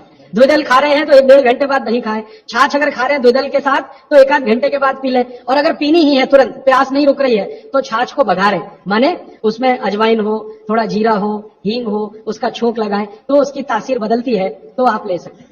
और इसके आगे का एक नियम कि सुबह का खाना 9:30-10 बजे तक, क्योंकि उस समय जठर अग्नि सबसे ज्यादा तीव्र है, और शाम का खाना 5-6 बजे तक। ये मैंने आपके हिसाब से कैलकुलेशन किया। भागवती जी ने कहा इसमें जलवायु का, मौसम का ध्यान रखना है, तो आपके हिसाब से मैंने, आप चेन्नई में हैं तो 9, 9:30, 10 बजे तक भरपेट खाना खाएं, शाम को 5-6 बजे तक भरपेट खाएं। बीच में अगर आप कहते हैं जी भूख लगी तो कुछ फल खा लें, नहीं तो अच्छी चीज भागवती जी ने जो कही है, सुबह का खाना जो 9-10 बजे खाएं, शाम का 5-6 बजे, उनको बीच में भूख लग रही है तो कहते हैं चना और गुड़ खाएं, शेंगदाना और गुड़, माने मूंगफली और गुड़ खाएं, माने उस समय आप चिक्की खाएं, क्योंकि गुड़ और चना, गुड़ और मूंगफली उसमें है। दोपहर को अगर भूख लग रही है, चिक्की आप चाहें तो अच्छी भी खा सकते हैं, माने ज्यादा भी खा सकते हैं। बस एक ही तकलीफ ध्यान में रखें कि जब चिक्की और गुड़ ज्यादा हो जाए तो थोड़ी सूंठ चाट लें या थोड़ी सोंठ खा लें, तो उसका जो तासीर है वो तुरंत बदल जाता है। नहीं तो ज्यादा चिक्की खा ली तो नाक में से खून आ सकता है, तो नाक से खून ना आए, थोड़ी सूंठ या अदरक, सोंठ इस्तेमाल करते हैं तो सोंठ, नहीं तो अदरक, उसके साथ लें। फिर आगे भागवती जी कहते हैं कि आपके भोजन का आपके जो वातावरण से बहुत रिश्ता है। आप जिस वातावरण में रह रहे हैं उसका ध्यान हमेशा रखें। अब मान लीजिए आप मद्रास में रह रहे हैं, तो मद्रास के आसपास का जो वातावरण है ये गर्म है। गर्म वातावरण में गेहूं नहीं हो सकता, गेहूं को होने के लिए ठंड चाहिए। तो निश्चित रूप से चेन्नई के आसपास किसी खेत में गेहूं अच्छा होगा नहीं। कोशिश करेंगे तो तब अच्छा होगा जब ठंड बढ़ जाए, क्योंकि गेहूं ठंड की फसल है, गर्मी की नहीं। गर्मी की फसल जो है वो चावल है, धान है, चावल है, बाजरा बहुत गर्मी की फसल है। ये राजस्थान में रहने वाले सब लोग जानते हैं कितनी गर्मी है राजस्थान में, और वहीं बाजरा सबसे अच्छा होता है। कच्छ में, सौराष्ट्र में कितनी गर्मी है, बाजरा सबसे अच्छा वही होता है। तो गर्मी की जो फसलें हैं वो धान है, बाजरा है, और जौ है, जवारी है। जवारी आप समझते, ज्वार। तो ये सब आपके लिए अच्छे हैं। यहाँ चेन्नई में आप रहते हैं ना, ज्वार की रोटी खाएं, बाजरे की रोटी खाएं, गेहूं की कम ना खाएं तो भी चलेगा, जो यहां हो रहा है वो ज्यादा खाएं। अब आप बोलेंगे गर्मी में भी बाजरे की रोटी खाएं, ना खाएं, क्योंकि बाजरा वैसे तो गर्म है, लेकिन गर्मी में भी खाना है। मान लो आपको स्वाद है, छूट नहीं रहा है, जगह छूट गई है, स्वाद नहीं छूटता, मन हमारा अभी भी राजस्थान में है या कच्छ में है या सौराष्ट्र में, कुछ मजबूरी है कि हम यहाँ रह रहे हैं। अगर ये मजबूरी खत्म हो जाए तो आप सब भागेंगे यहाँ से। मजबूरी कैसी, कच्छ में, सौराष्ट्र में इतना ही पैसा आ जाए तो आप सब चले जाएंगे, क्योंकि मन जो है ना छूटता नहीं है, स्थान से लगा रहता है, स्वाद मन के साथ जुड़ा हुआ। तो स्वाद के लिए ही अगर बाजरा खाना चाहते हैं तो बिना गुड़ के ना खाएं। यहाँ पर चेन्नई में गुड़ और घी के साथ बाजरे की रोटी आप खा सकते हैं, गुड़ और घी के साथ जवारी की रोटी आप खा सकते हैं। ज्यादा आप खाएं तो चावल आपके लिए, धान जो यहाँ होता है वो सबसे अच्छा। तो तासीर ध्यान रखें, आबो हवा का ध्यान रखें, वातावरण का ध्यान रखें, हर बनाते समय भोजन में और खाते समय भोजन। ये कुछ सूत्र हैं जो बहुत आवश्यक हैं आपके लिए, मैं मानता हूं, जो मैंने आपको पिछले एक 45 मिनट या 30 मिनट में जो रिपीट किए, जिनको मैं बहुत आवश्यक मानता हूं। और इसमें से एक सूत्र छूट गया जो बहुत आवश्यक, सुबह सुबह उठकर पहले पानी पिए। सुबह सुबह उठकर पहले पानी पिए। कारण मैं बता चुका हूं कि उठते ही आपके मुंह में जो लार बन रही है वो बहुत बहुत बहुत कीमती है, उसकी कीमत लगा नहीं सकते आप, वो एकदम अमूल्य चीज है, वो अंदर ही जाए तो अच्छा है। तो आप उठते ही पानी पीने का नियम बनाएं। कितना पानी पिए, मैंने बताया था 18 से कम उम्र के जो बच्चे हैं उनको लगभग 1.5 से 2 गिलास, 60 से ऊपर के जो बुजुर्ग हैं उनको भी 1.5 से 2 गिलास, और आप जिस उम्र में हैं 18 से 60 तो कम से कम 3 गिलास। पीने का तरीका वही है, सिप सिप सिप सिप करके पीना। और ये सुबह का पानी अकेला पानी है जो बिना प्यास के भी पीना। जी, ये मुख्य नियम मैं मानता हूं आपको जरूर धारण करने चाहिए। और मेरी एक दूसरी गुजारिश है, आप जितने भी लोग बैठे हैं इन सब नियमों को पालन करें। आज से, कुछ ने तो शायद शुरू भी किया है 2-3 दिन से, जरूर पालन करें। हो सकता है कि 6 महीने के बाद, 8 महीने के बाद मेरी आपकी फिर मुलाकात हो, तब आप मुझे इसकी रिपोर्टिंग करें। रिपोर्टिंग करें क्यों? मैं आप सबको बाघभट्ट का चेला बनाना चाहता हूं।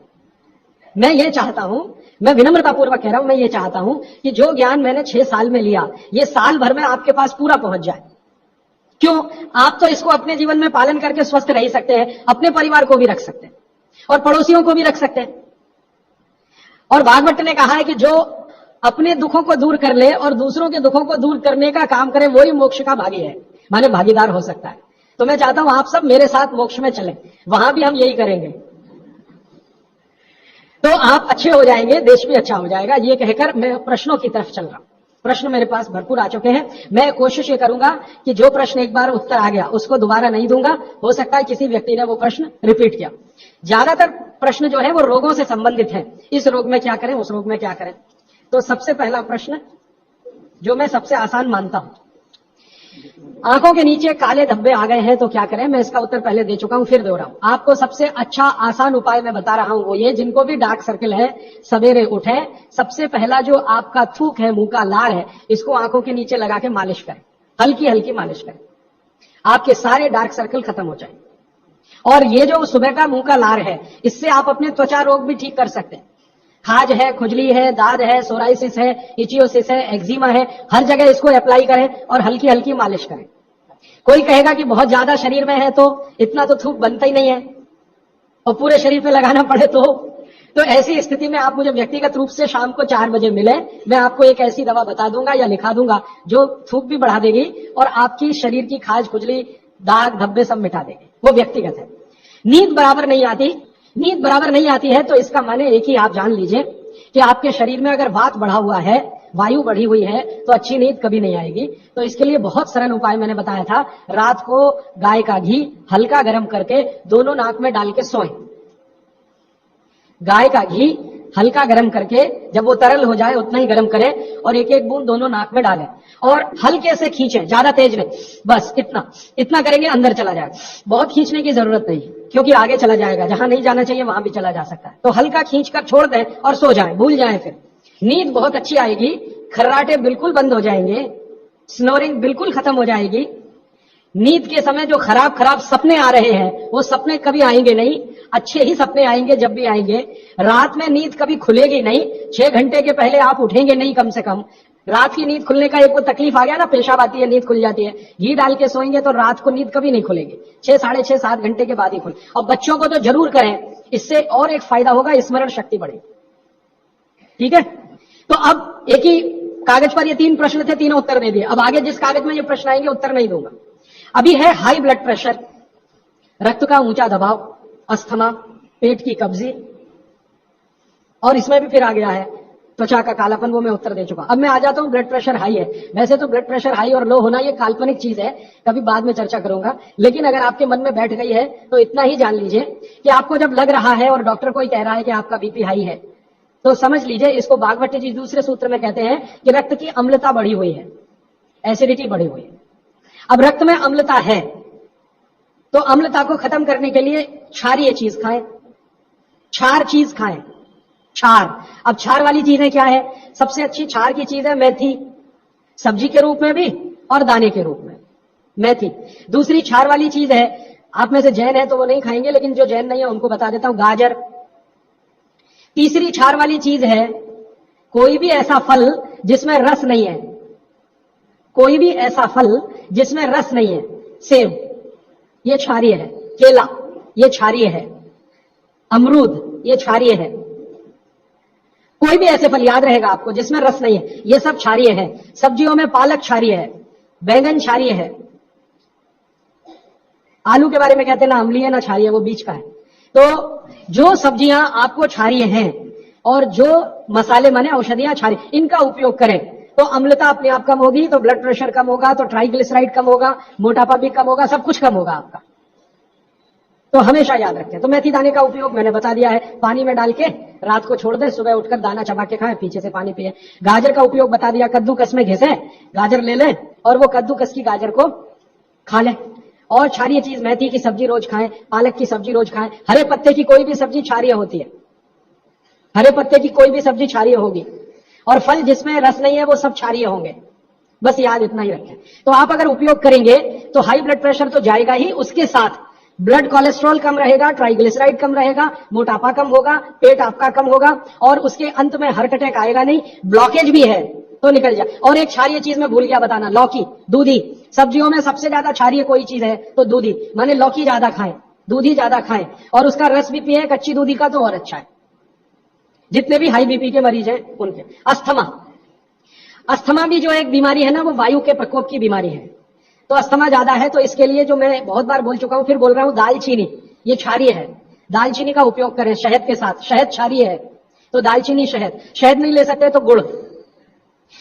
ये जो नारियल होता है ना, नारियल, मैंने आपको थोड़ी देर पहले एक बात कही है और मुझे याद आ गई, तो मैंने आपसे कहा जो भी फल में रस नहीं है वो क्षारीय है, और जो भी फल में रस है वो अम्लीय है। लेकिन ये नारियल अद्भुत फल है जो क्षारीय है रस होते हुए भी। तो ये क्षारीय है। अब ये क्यों है, ये बात का विषय। तो आप अगर अस्थमा से शिकार हैं, दमा के शिकार हैं, तो नियमित रूप से नारियल खाइए, हरा नारियल खाइए, कच्चा नारियल जिसको कहा जाता है, चबा चबा के खाइए। कितना खाएं जी? एक दिन में 50 ग्राम तक खा सकते हैं चबा चबा। तो दालचीनी और गुड़ लिया और नारियल चबा के खाया, 3 महीने के बाद आपका अस्थमा जड़ से खत्म होगा, वो 40 साल पुराना हो तो भी। इसके बाद हाँ, बाकी तो आंखों की। मुंह में छाले बहुत रहते हैं, ये मुंह में छाले बहुत रहते हैं इसका माने पेट आपका साफ नहीं है, बड़ी आंत आपकी कचरे से भरी हुई है। तो मुंह में छाले रहते हैं तो सुबह सुबह का जो मैंने नियम बताया ना, पानी उठते ही पिए, घूट घूट पिए, तो छाले अपने आप खत्म। जैसे ही बड़ी आंत साफ हो जाएगी छाले कभी नहीं आएंगे। और अगर आपको ये करने के बाद भी छाले में आराम नहीं मिल रहा है तो आपको एक सरल आसान दवा बता देता हूं जो होम्योपैथी की दुकान में मिलती है, जो बड़ी आंत को सबसे जल्दी से साफ कर देती है। उस दवा का नाम है बोरेक्स। सुहागा, सुहागा आप सब जानते हैं ना, सुहागा आंत को साफ करने वाली सबसे तीव्र दवा है, तीव्र। इसी का डाइल्यूशन करके होम्योपैथी में बनाया बोरेक्स। तो ले लें, किसी भी होम्योपैथी की दुकान से खरीद लें, 30 पोटेंसी में या 200 पोटेंसी में। इसके 3 ही खुराक लेंगे तो जीवन भर के लिए छाले की बीमारी आपकी आएगी नहीं, क्योंकि ये तुरंत बड़ी आंत को साफ करता है। पानी करेगा, धीरे धीरे करे। बोरेक्स तो एक ही दिन में काम करता है, लेकिन भागवती जी कहते हैं ये एक ही दिन का चक्कर छोड़ना चाहिए, तुरंत हर चीज का रिजल्ट मिल जाए। वो कहते हैं जीवन में कोई भी चीज फास्ट है ही नहीं, हर चीज स्लो है। तो कोशिश करिए पानी से ठीक करें, और अगर आप बहुत परेशान हैं तभी बोरेक्स का इस्तेमाल करें। और ये दवा हमेशा पानी में डाल के लें, 1 बूंद डाल दें पानी में और उस पानी के 3 हिस्से करके उसको पी लें। 1 कप पानी हो, आधा कप पानी हो, चौथाई कप पानी हो। अभी आगे का एक प्रश्न। अच्छा, गाय के मूत्र के बारे में मैंने आपसे कहा था, तो उस पर प्रश्न आए हैं 4-5। गोमूत्र सही गाय का है या उसको कोई बीमारी है, किस तरह की प्रॉब्लम हो सकती है, अगर गोमूत्र सही नहीं है तो उस हाल में क्या करना चाहिए। मैं आपको विनम्रता पूर्वक एक एक्सपेरिमेंट जो हमने किया वो बता देता हूं। गाय को हमने 6 साल जहर खिलाया, एक गाय पर यह एक्सपेरिमेंट हमने किया। 6 साल जहर खिलाया, सबसे खराब जहर खिलाया, उसका नाम है संखिया, अंग्रेजी में कहते हैं आर्सेनिक। तो हमने गाय को दिया, चाय में मिलाकर दिया, बहुत मामूली मात्रा में, क्योंकि हम जानते हैं ज्यादा देंगे तो गाय मर जाएगी। हमें यह देखना था कि ये थोड़ा थोड़ा जहर देते हैं तो उस पर असर क्या आता है। तो 6 साल जिस गाय पर हमने ये प्रयोग किया वो गाय अभी भी जीवित है, अभी भी जीवित है और स्वस्थ है, तंदुरुस्त है। हमने हर बार उसको संखिया दिया और हर दिन उसके मूत्र में टेस्ट किया, आया कि नहीं आया, क्योंकि ऐसे कहते हैं ना, खाओ तो सब कुछ आने ही वाला है मूत्र में और ब्लड में। तो 6 साल लगातार उसको संखिया खिलाने के बाद भी उसके मूत्र में 1.0000 में चले जाएं, उतना भी संख्या कभी नहीं आया। अद्भुत है ये। अब मुझे पुरानी बात इसमें जोड़नी है। बहुत लोग कहते हैं ना गाय के गले में शंकर भगवान का निवास है, वो शायद शंकर जी ने पी लिया। शंकर जी तो मशहूर है ना खराब से खराब जहर पीने के लिए, तो शायद गले में शंकर जी हैं गाय के, तो वहीं रुका। और सच में हमने ये देखा, इसमें मैं एक्सेजरेशन नहीं कर रहा हूं, आप चाहें तो वो गाय कभी भी आके देख सकते हैं। हमने उसके गले के आसपास महसूस किया 6 साल में एक ब्लू कलर का रिंग बन गया है, ब्लू कलर का, और वहां से ब्लड निकाला, उसको टेस्ट किया तो उसमें पूरा संख्या है, माने आर्सेनिक है। गले के नीचे वो गया ही नहीं, गले में ही रुक गया। शंकर भगवान ने शायद रोक लिया। तो आप बेखटके गाय का मूत्र पी लीजिए। आपके दिल में ऐसा लग रहा है वो कचरा खा रही है, आप चिंता मत करिए, ये कचरा जाएगा नहीं उसके मूत्र तक। भगवान ने उसके शरीर में ऐसी व्यवस्था करके रखी हुई है। लेकिन अच्छा ये होगा आपके दिल और मन की तसल्ली के लिए कि गाय अच्छा चारा खाती हो, साफ सुथरे वातावरण में रहती हो और नियमित घूमने के लिए जाती हो, उसका मूत्र जरूर पिए, वो सबसे ज्यादा लाभकारी तो है। लेकिन कुछ मजबूरी आ गई, मजबूरी से मतलब मैं समझाना चाहता हूं। आप एक ऐसी जगह रहते हैं जहां गाय कचरा ही खाती है और आपको ऐसी कोई गाय मिल ही नहीं रही है जो शुद्ध चारा खाती हो और बराबर घूमने जाती हो, और आप किसी बीमारी से तड़प रहे, परेशान है, और वो बीमारी में आपको गोमूत्र चाहिए ही, तो बिना संकोच के ले लें। उसका हानि तो नहीं करेगा, कुछ फायदा ही कर जाए। गोमूत्र के बारे में अब तक की जो रिसर्चेज है वो ये है कि इसके साइड इफेक्ट है नहीं। शरीर पता है क्या करता है, आपने मूत्र ज्यादा भी पी लिया तो ये शरीर 20 मिनट के बाद उसको पेशाब के साथ अपने आप ही निकाल लेता है, रहने ही नहीं देता उसको। तो थोड़ा ज्यादा पी लिया या खराब पी लिया, वो निकल ही जाएगा, जो काम का है उतना ही रह जाएगा। अब गाय का ऐसा बना भगवान ने बनाया है, इसलिए भागवत जी कहते हैं कि ये विशेष तरह का एक जानवर या प्राणी है जो भगवान ने बहुत सोच समझ के बनाया। तो गाय के बारे में इतना। अच्छा, अर्थराइटिस के लिए किसी ने पूछा है, अर्थराइटिस के अब जितने भी प्रश्न आएंगे उनका एक ही साथ ही उत्तर है कि अर्थराइटिस की समस्या अगर बहुत गंभीर है और डॉक्टर आपको कोई ये कह रहा है कि जी ऑपरेशन करा लो, तो हाथ जोड़कर कहता हूं ऑपरेशन तो कभी मत कराना, क्योंकि आप जिस स्थिति में है उससे भी ज्यादा खराब हो जाए। इस हिंदुस्तान के भूतपूर्व प्रधानमंत्री श्री अटल बिहारी वाजपेयी ने दुनिया के सबसे बड़े डॉक्टर से ऑपरेशन कराया था, नहीं कराया?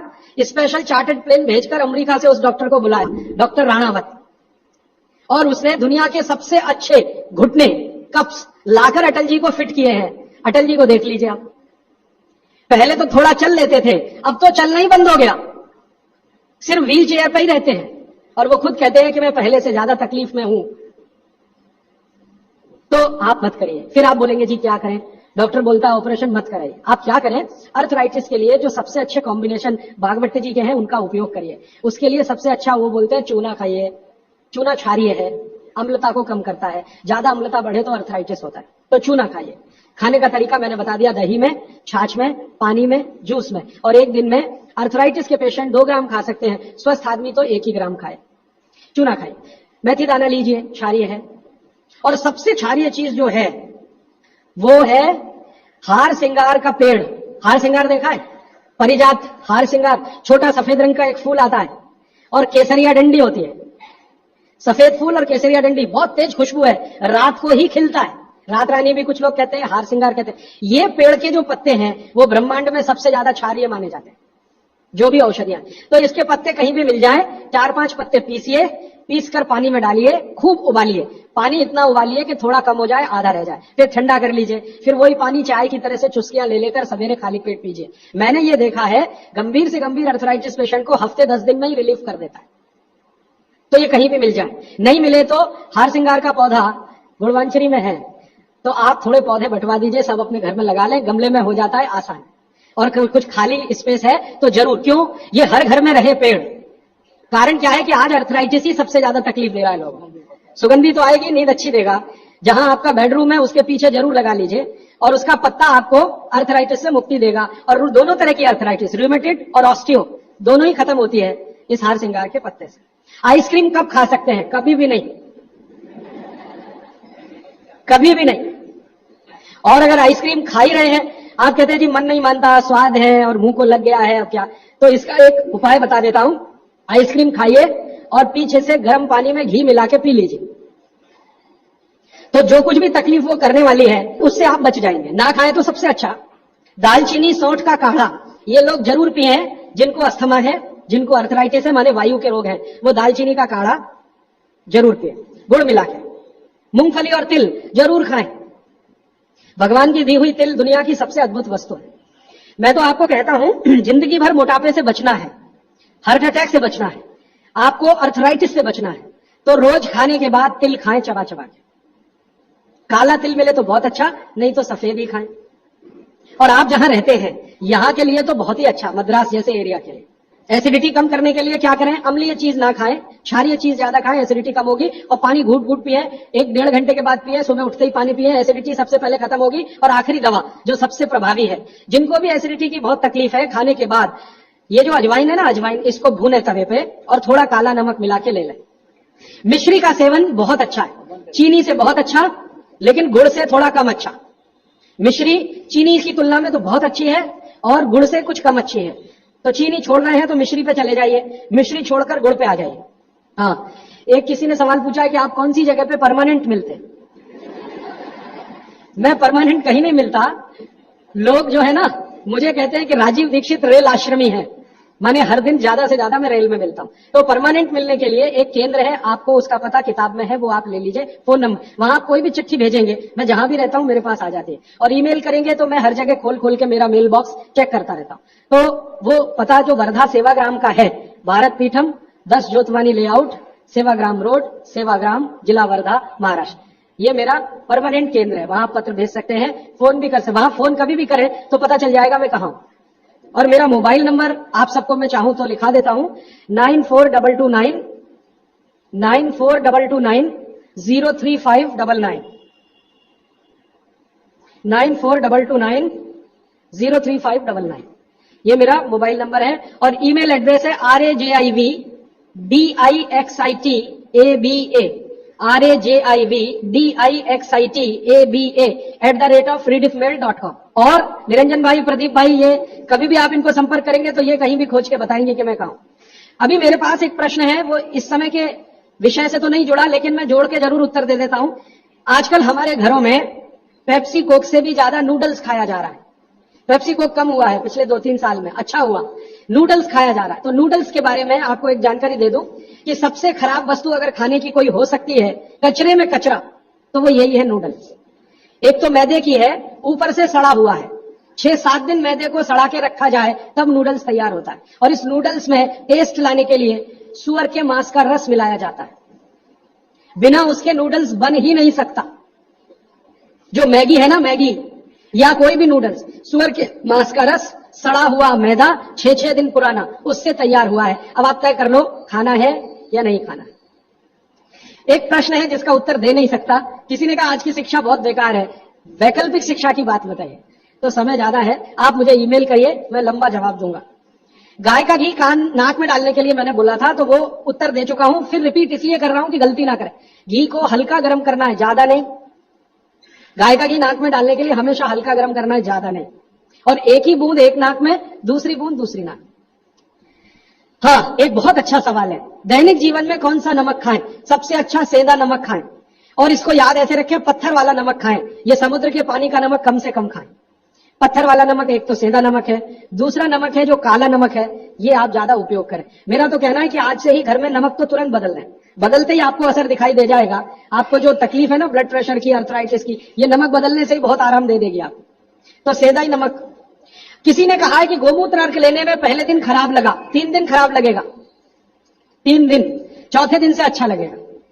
तो छोड़े नहीं उसको, एक दिन खराब लगा, छोड़िए मत, दूसरे दिन भी लीजिए, तीसरे। गोमूत्र अर्घ है ना, तो 1 चम्मच से ज्यादा मत लीजिए, और गोमूत्र प्योर है तो आधा कप लीजिए।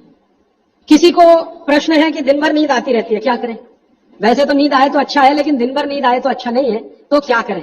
इसका मतलब यह है कि आपके शरीर में एक क्षार बहुत कम है, और ये वही क्षार है जो आपको सबसे ज्यादा मिलता है चूने से। जिनको दिन भर नींद आती है वो चूना खाएं, मट्ठे में मिला के, छाछ में मिला के। नारियल का तेल बालों में जरूर लगाएं। किसी ने पूछा है, लगाएं? जरूर लगाएं। नारियल का तेल आप खा भी सकते हैं, क्योंकि आप चेन्नई में रहते हैं। अगर आप पटना में रहेंगे तो नहीं खा सकते नारियल का तेल, चेन्नई में रहते हैं तो जरूर खा सकते। मालिश करना चाहें जरूर करें। डायबिटीज के लिए क्या करें? डायबिटीज का जो सबसे अच्छा उपाय मैंने बताया था, मेथी दाना और त्रिफला चूर्ण। त्रिफला चूर्ण माने हरडे, बहेड़ा, आंवला, 1-2-3 अनुपात वाला त्रिफला चूर्ण 1 चम्मच, मेथी दाना 1 चम्मच, दोनों मिलाकर गर्म पानी में रात को रख दें। सवेरे उठकर इस पानी को पी लें और उसमें जो कुछ है चबा के खा लें। 3-4 महीने नियमित करेंगे, ब्लड शुगर नॉर्मल आने की पूरी संभावना है। और नहीं आए 3-4 महीने में ब्लड शुगर नॉर्मल, तो एक मुझे ईमेल जरूर करें या फोन करें। शुगर खाना नहीं खाना, चीनी बिल्कुल बंद कर दीजिए, क्योंकि यही अकेली चीज है जो पचती नहीं आसानी से। बाकी चीनी छोड़कर कुछ भी खाइए। पथरी अगर है शरीर में, और थायराइड, थायराइड का सबसे अच्छा उपाय है धनिया पत्ता है ना, धनिया पत्ता, इसकी चटनी, धनिया पत्ते की चटनी बनाइए, पानी में मिला के पी जाइए, पानी गुनगुना रहे। कितनी चटनी? 1 चम्मच चटनी, उसमें कुछ डालिए मत, नमक मिर्ची कुछ मसाला नहीं, खाली धनिया पत्ते की चटनी। और जब तक धनिया मिल रहा है तो ये हरे पत्ते की चटनी, धनिया मिलना बंद हो जाए तो सूखा धनिया। ये धनिया जो है ना, थायराइड की सबसे अच्छी दवा मानी जाती है। पथरी, पथरी जिसको भी है वो चूना कभी ना खाएं, ये याद रखें। कहीं भी शरीर में पथरी है तो चूना कभी ना खाएं। तो फिर क्या खाएं? एक दवा है पत्थर तोड़ दवा, क्या बोलते हैं आप उसको? पाखंड भेद। शोभाकांत जी के यहाँ वो दवा है पाखंड भेद, कहीं भी मिल जाएगा। तो आप इसका काढ़ा बना के पिए। ये जो पाखंड भेद है ना, इसका काढ़ा पानी में डाल के उबाल के, और ये दवा आसानी से होम्योपैथी में उपलब्ध है। और इसी दवा का होम्योपैथिक नाम है बर्बेरिस, बर्बेरिस वल्गेरिस। पाखंड भेद का बोटेनिकल नाम है बर्बेरिस वल्गेरिस। ये किसी भी होम्योपैथी की दुकान में मिलेगा। वो पूछेगा कैसे दूं, तो कहना मदर टिंचर में दो। ये कोई भी घर में रखिए, आप बिल्कुल निसंकोच इस्तेमाल कर सकते हैं, साइड इफेक्ट कुछ नहीं है इस दवा का। बर्बेरिस वल्गेरिस मदर टिंचर ऐसा बोलिए। तो ये हल्के गुलाबी रंग की होगी, डार्क कलर की भी हो सकती है। इसकी 10-10 बूंद है, 1/4 कप पानी में डालकर दिन में 3-4 बार पिलाएं। 1 महीने 1.25 महीने में सारी पथरी टूटकर निकल जाएगी। और नहीं तो पाखंड वेद जो दवा मिले आयुर्वेद की, उसका काढ़ा बना के 15-20 दिन ले लें। काढ़ा जल्दी तोड़ता है पत्थर को, बर्बेरिस को समय ज्यादा लगता है। पानी में चूना मिला के पी सकते हैं, जरूर पीजिए, पथरी वाले नहीं। दांतों का दर्द, दांतों के दर्द की सबसे अच्छी दवा है लौंग। लौंग इस्तेमाल करिए, लौंग का तेल इस्तेमाल करिए। और दांतों में दर्द हो ही नहीं तो थोड़ा थोड़ा चूना खाते रहिए। और दांतों में दर्द हो ही नहीं तो दातुन करते रहिए, दंत मंजन करते रहिए, पेस्ट बंद कर दीजिए। हाँ, अभी एक जरूरी प्रश्न आया, शराब और गुटखा छोड़ने के लिए क्या करें? जरूर आप इसको ध्यान से नोट कर लीजिए, ये बहुत लोगों के काम। शराब, गुटखा, तंबाकू, सिगरेट और बीड़ी, ये 5 बुराइयां व्यसन के रूप में हमारे घरों में आई हैं और देश का सर्वनाश किया है। इनके बचने के लिए बहुत अच्छा है, संकल्प शक्ति से बचे तो अच्छा है। भागवत जी कहते हैं किसी भी व्यसन से बाहर आना हो तो संकल्प शक्ति के साथ आइए तो अच्छा। नहीं है संकल्प शक्ति तो दवा का उपयोग करें। तो क्या दवाएं हैं आपके पास? सबसे अच्छी दवा है शुद्ध गाय का मूत्र, अर्क नहीं, शुद्ध गाय का मूत्र। दूसरी दवा आपके घर में है अदरक या सौंठ। जिनको शराब से छुड़ाना है, बाहर निकालना है, उनको अदरक और सौंठ ज्यादा खिलवाइए, रस पिलवाइए अदरक का, सौंठ का काढ़ा बना के दीजिए, गुड़ मिला के दे सकते हैं सौंठ का काढ़ा बना के। और गोमूत्र पीने को बोलिए, नियमित रूप से अगर आधा कप भी गोमूत्र पिया तो 1.25 महीने में शराब छूट जाती है। शराब जो पीते हैं, बीड़ी सिगरेट जो पीते हैं, उनके शरीर में एक केमिकल बढ़ जाता है, उसका नाम है सल्फर। और सल्फर को कम करने के लिए सल्फर ही चाहिए। आयुर्वेद में कहा है ना कि विष को विष मारता है, तो सल्फर बढ़ता है। तो सल्फर कम करने के लिए बाहर से सल्फर चाहिए, और बाहर का सबसे अच्छा सल्फर गोमूत्र में है। सर्दी जुकाम ज्यादा है, बार बार है, सबसे अच्छी दवा है। आप अगर बच्चों के लिए ले रहे हैं तो कफ दूर करना है उनका, कफ नाशक सबसे अच्छी दवा मैंने पहले दिन बताई थी, शहद है। दूसरी, शहद नहीं लेते तो गुड़ है, तो बच्चों को गुड़ दीजिए ज्यादा। एक, उनको चूना भी दे सकते हैं, चूना कफ का भी नाश करता है, वात का तो करता ही है, कफ का भी करता है, तो चूना दे सकते हैं। गाय का घी नाक में डाल सकते हैं। हल्दी जबरदस्त कफ नाशक है, तो दूध में हल्दी मिलाकर दीजिए, और दूध हल्दी थोड़ा घी मिलाए तो और भी अच्छा कॉम्बिनेशन है। तो जिनको सर्दी जुकाम बार बार होते हैं उसके लिए। पित्त बढ़ा है तो क्या करें?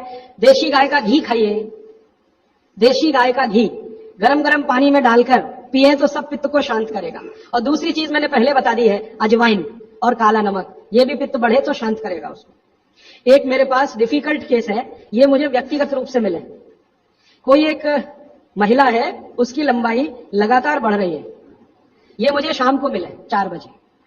बाल उड़ गए तो क्या करें, बाल कम हो गए तो क्या करें, बाल झड़ रहे हैं तो क्या करें? तीनों में एक उपाय है, दही को तांबे के बर्तन में रखें, 5-6 दिन खूब खट्टा हो जाए, हरा हरा हो जाए तो इसको बालों में मालिश करें। 1 घंटे के बाद बालों को शीकाकाई से धोएं, हफ्ते में 1 दिन जरूर करें।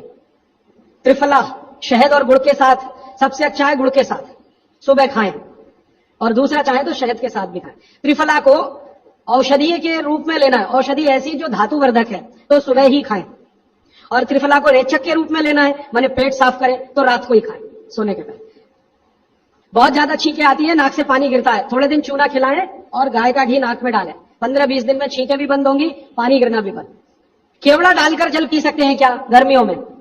केवड़ा एक होता है ना आयुर्वेदिक औषधि, केवड़ा डाला हुआ जल सिर्फ गर्मियों में, मार्च, अप्रैल, मई, जून, बारिश जैसे ही शुरू हो केवड़ा वाला जल बंद कर दीजिए। केवड़ा और एक होता है खस, ये दोनों मिलाया हुआ जल गर्मियों में।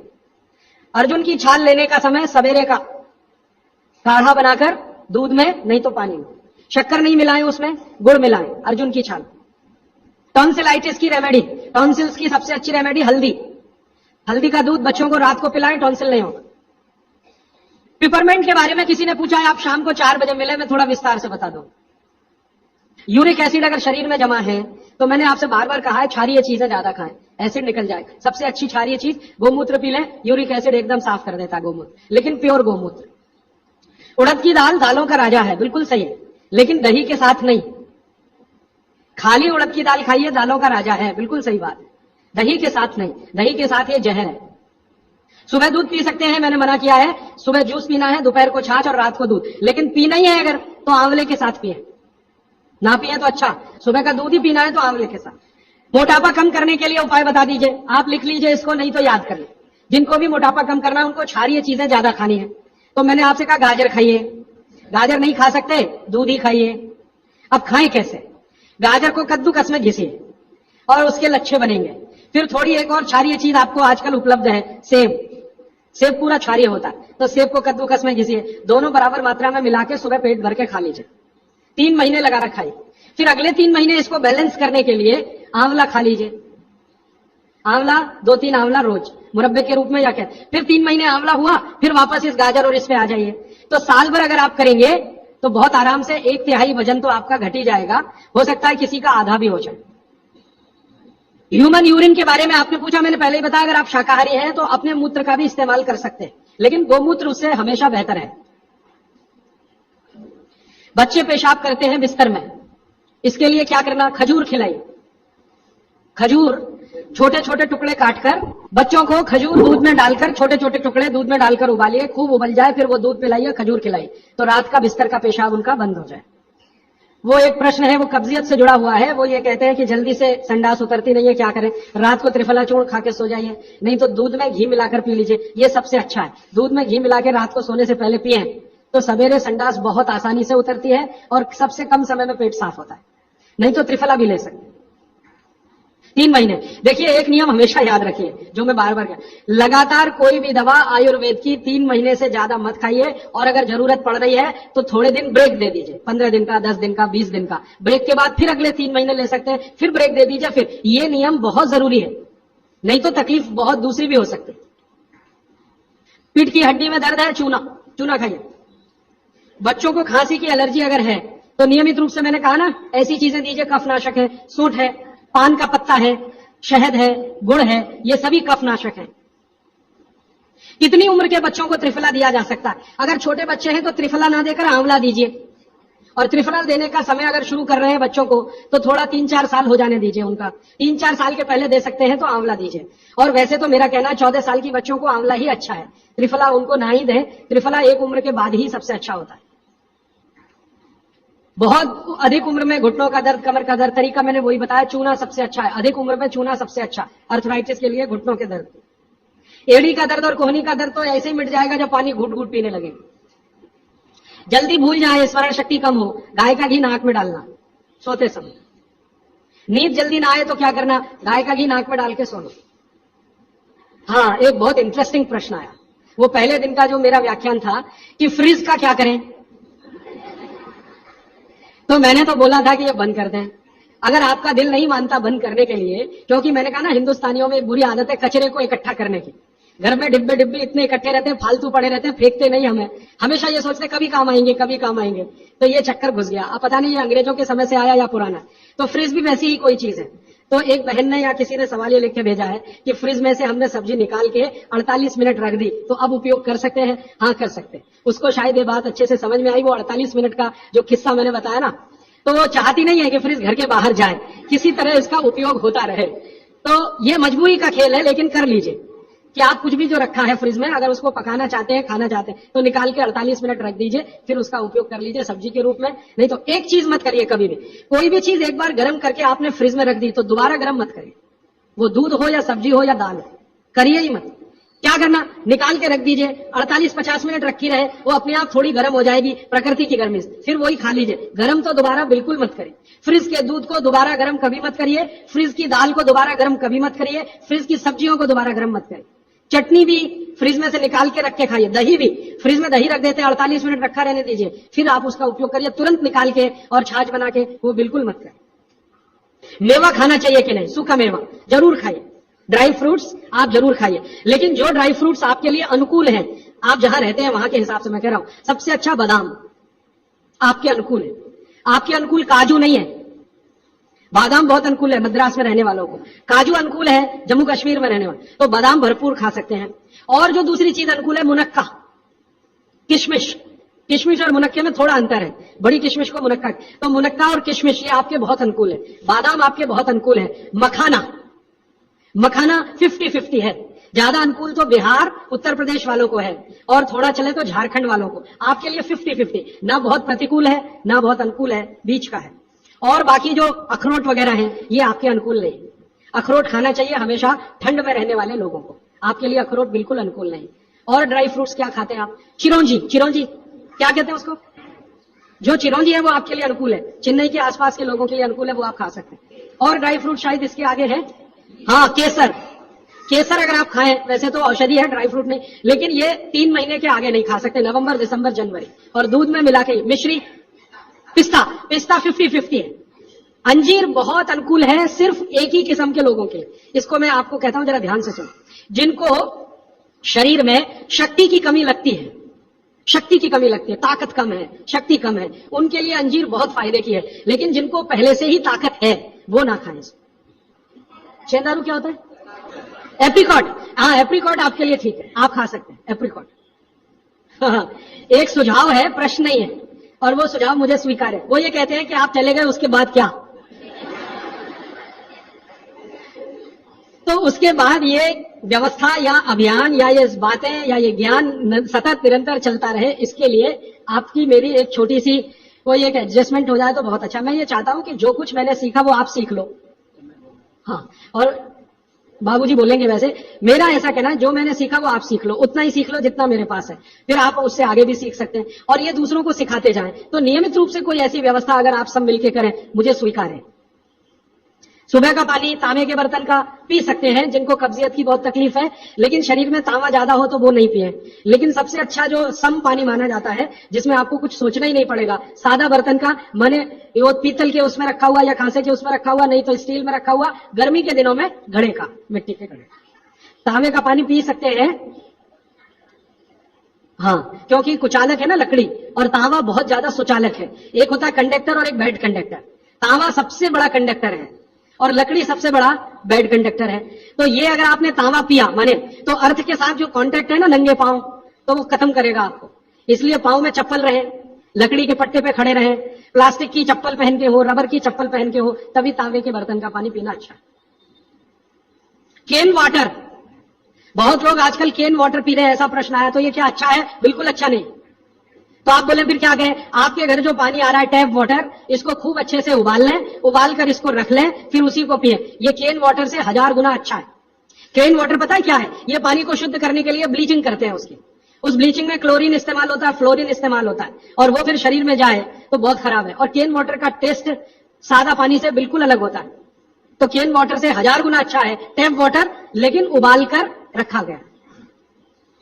हाँ, एक सवाल आ गया है जो अब तक किसी ने नहीं पूछा, शायद आपको पूछने के लिए मन में तो होगा, लेकिन आपने क्यों नहीं पूछा। महिलाओं से संबंधित ये सवाल है, मेंसेस पीरियड का। 2 सवाल आए हैं। एक तो ये है कि व्हाइट डिस्चार्ज बहुत होता है तो क्या करें। तो इसके लिए आप ऐसा करिए, एक आयुर्वेद की दवा इस्तेमाल करिए, उसका नाम है शतावरी। शतावरी कहीं भी मिलती है आयुर्वेद की दुकान पर। शतावरी चूर्ण के रूप में ले लीजिए। इस शतावरी चूर्ण को दूध में मिला लीजिए और रात को जरूर पीजिए। दूध हल्का गर्म रहे, और शतावरी डाल के दूध उबाल भी सकते हैं, फटता नहीं। शतावरी, जिनको भी व्हाइट डिस्चार्ज की समस्या है, शतावरी। और दूसरी कि जब भी मेंसेस पीरियड आता है, बहुत दर्द होता है, तकलीफ होती है, इचिंग बहुत होती है, तरह तरह की खुजलियां होती है शरीर में, गुस्सा बहुत आता है, चिड़चिड़ापन वगैरह वगैरह, तो आपका जब भी मेंसेस पीरियड होता है तो आपके शरीर में वायु बहुत बढ़ी हुई है, पित्त भी थोड़ा बढ़ा हुआ रहता है। इसका बहुत आसान उपाय मैं बता देता हूं, भागवत जी का है, मेरा नहीं। वो ये कहते हैं कि मेंसेस पीरियड में सब कुछ ठीक रहे, समय से आए, समय से जाए, ज्यादा रक्त ना निकले और कम भी ना हो, इस सब चीज ठीक रखने के लिए गरम गरम पानी में, जो इतना गरम हो जैसे चाय होती है, घी मिला के पिए। गरम गरम पानी में, खूब गरम पानी में, गाय का घी आपके घर है तो बहुत अच्छा, नहीं तो कोई भी घी, भैंस का भी चलेगा, 1 चम्मच मिलाएं, आधा गिलास खूब गरम पानी खौलता हुआ घी मिला दें, थोड़ा पीने लायक हो जाए उतनी देर रखें, फिर इसको चुस्कियां ले लेकर पिए। अगर आपका मासिक 5 दिन चलता है, 4 दिन चलता है, 3 दिन, दिन से मतलब नहीं, जितने दिन चलता है उतने दिन। कितनी बार पी सकते हैं? दिन में 2 या 3 बार पी सकते हैं। तो अगर आपने ये शुरू किया तो सब कुछ आपका नॉर्मल हो जाएगा, सब कुछ। मेनोरेजिया है तो ठीक होगा, मेट्रोरेजिया तो ठीक होगा, सब ठीक हो जाएगा। मैं ज्यादा नहीं कहना चाहता, आप सब समझदार है, हर चीज आपकी दुरुस्त और तंदुरुस्त रहेगी। डिस्चार्ज व्हाइट है तो शतावरी लेना है, और पानी में घी मिला के किसी भी दूसरी प्रॉब्लम के लिए, मेंसेस पीरियड, ये घी पानी मेंसेस पीरियड में ही पिए। इसको ध्यान से सुनो। मेवा से वेट बढ़ता है, काजू को छोड़कर किसी भी मेवा से वेट नहीं बढ़ता। काजू ही है जो वजन बढ़ाता है, बाकी कोई भी सूखा मेवा वजन नहीं बढ़ाता। मुंह से बदबू आती है तो समझ लो पेट साफ नहीं है, तो रात को त्रिफला खा के सो, नहीं तो दूध और घी मिला के पियो, सुबह उठते ही पानी पी लो, मुंह की बदबू बंद। हाथ पैर सुन्न हो जाते हैं, मतलब चूना खाते रहिए। हाँ, अब ये एक सवाल ऐसा है कि चूने से जीभ फट जाती है, तो आप चूना अगर सीधे जीभ पे खाएंगे तो फटेगी, पानी में डालकर खाएंगे कभी जीभ नहीं फटेगी, दही में डालकर खाएंगे नहीं फटेगी, मट्ठे में पिएंगे तो नहीं फटेगी, जीभ पे चाटेंगे चूना तो जरूर जीभ फटेगी। अब किसी ने एक सवाल पूछा, हनी के केमिकल कंपोनेंट्स बताइए। वो किताब में पूरा है, आप पढ़ लीजिए। टीबी पेशेंट है, ट्यूबरकुलोसिस, तो आप जरूर उनको गोमूत्र पिलाइए। अगर खाली गोमूत्र, शुद्ध गोमूत्र, अर्क नहीं, खाली गोमूत्र आपने पिला दिया तो 3 से 4 महीने में टीबी जड़ से ठीक होती है। दही में, या तो छाछ में, या तो पानी में, नहीं तो पान में। चूना ये पान में जो खाते हैं वही। और 5 मिनट रुकिए, मैंने मेरा कंक्लूड किया है, लेकिन ये आज के लिए है, जिंदगी के लिए ये कंक्लूजन नहीं है, ये तो रास्ता अभी खुला है।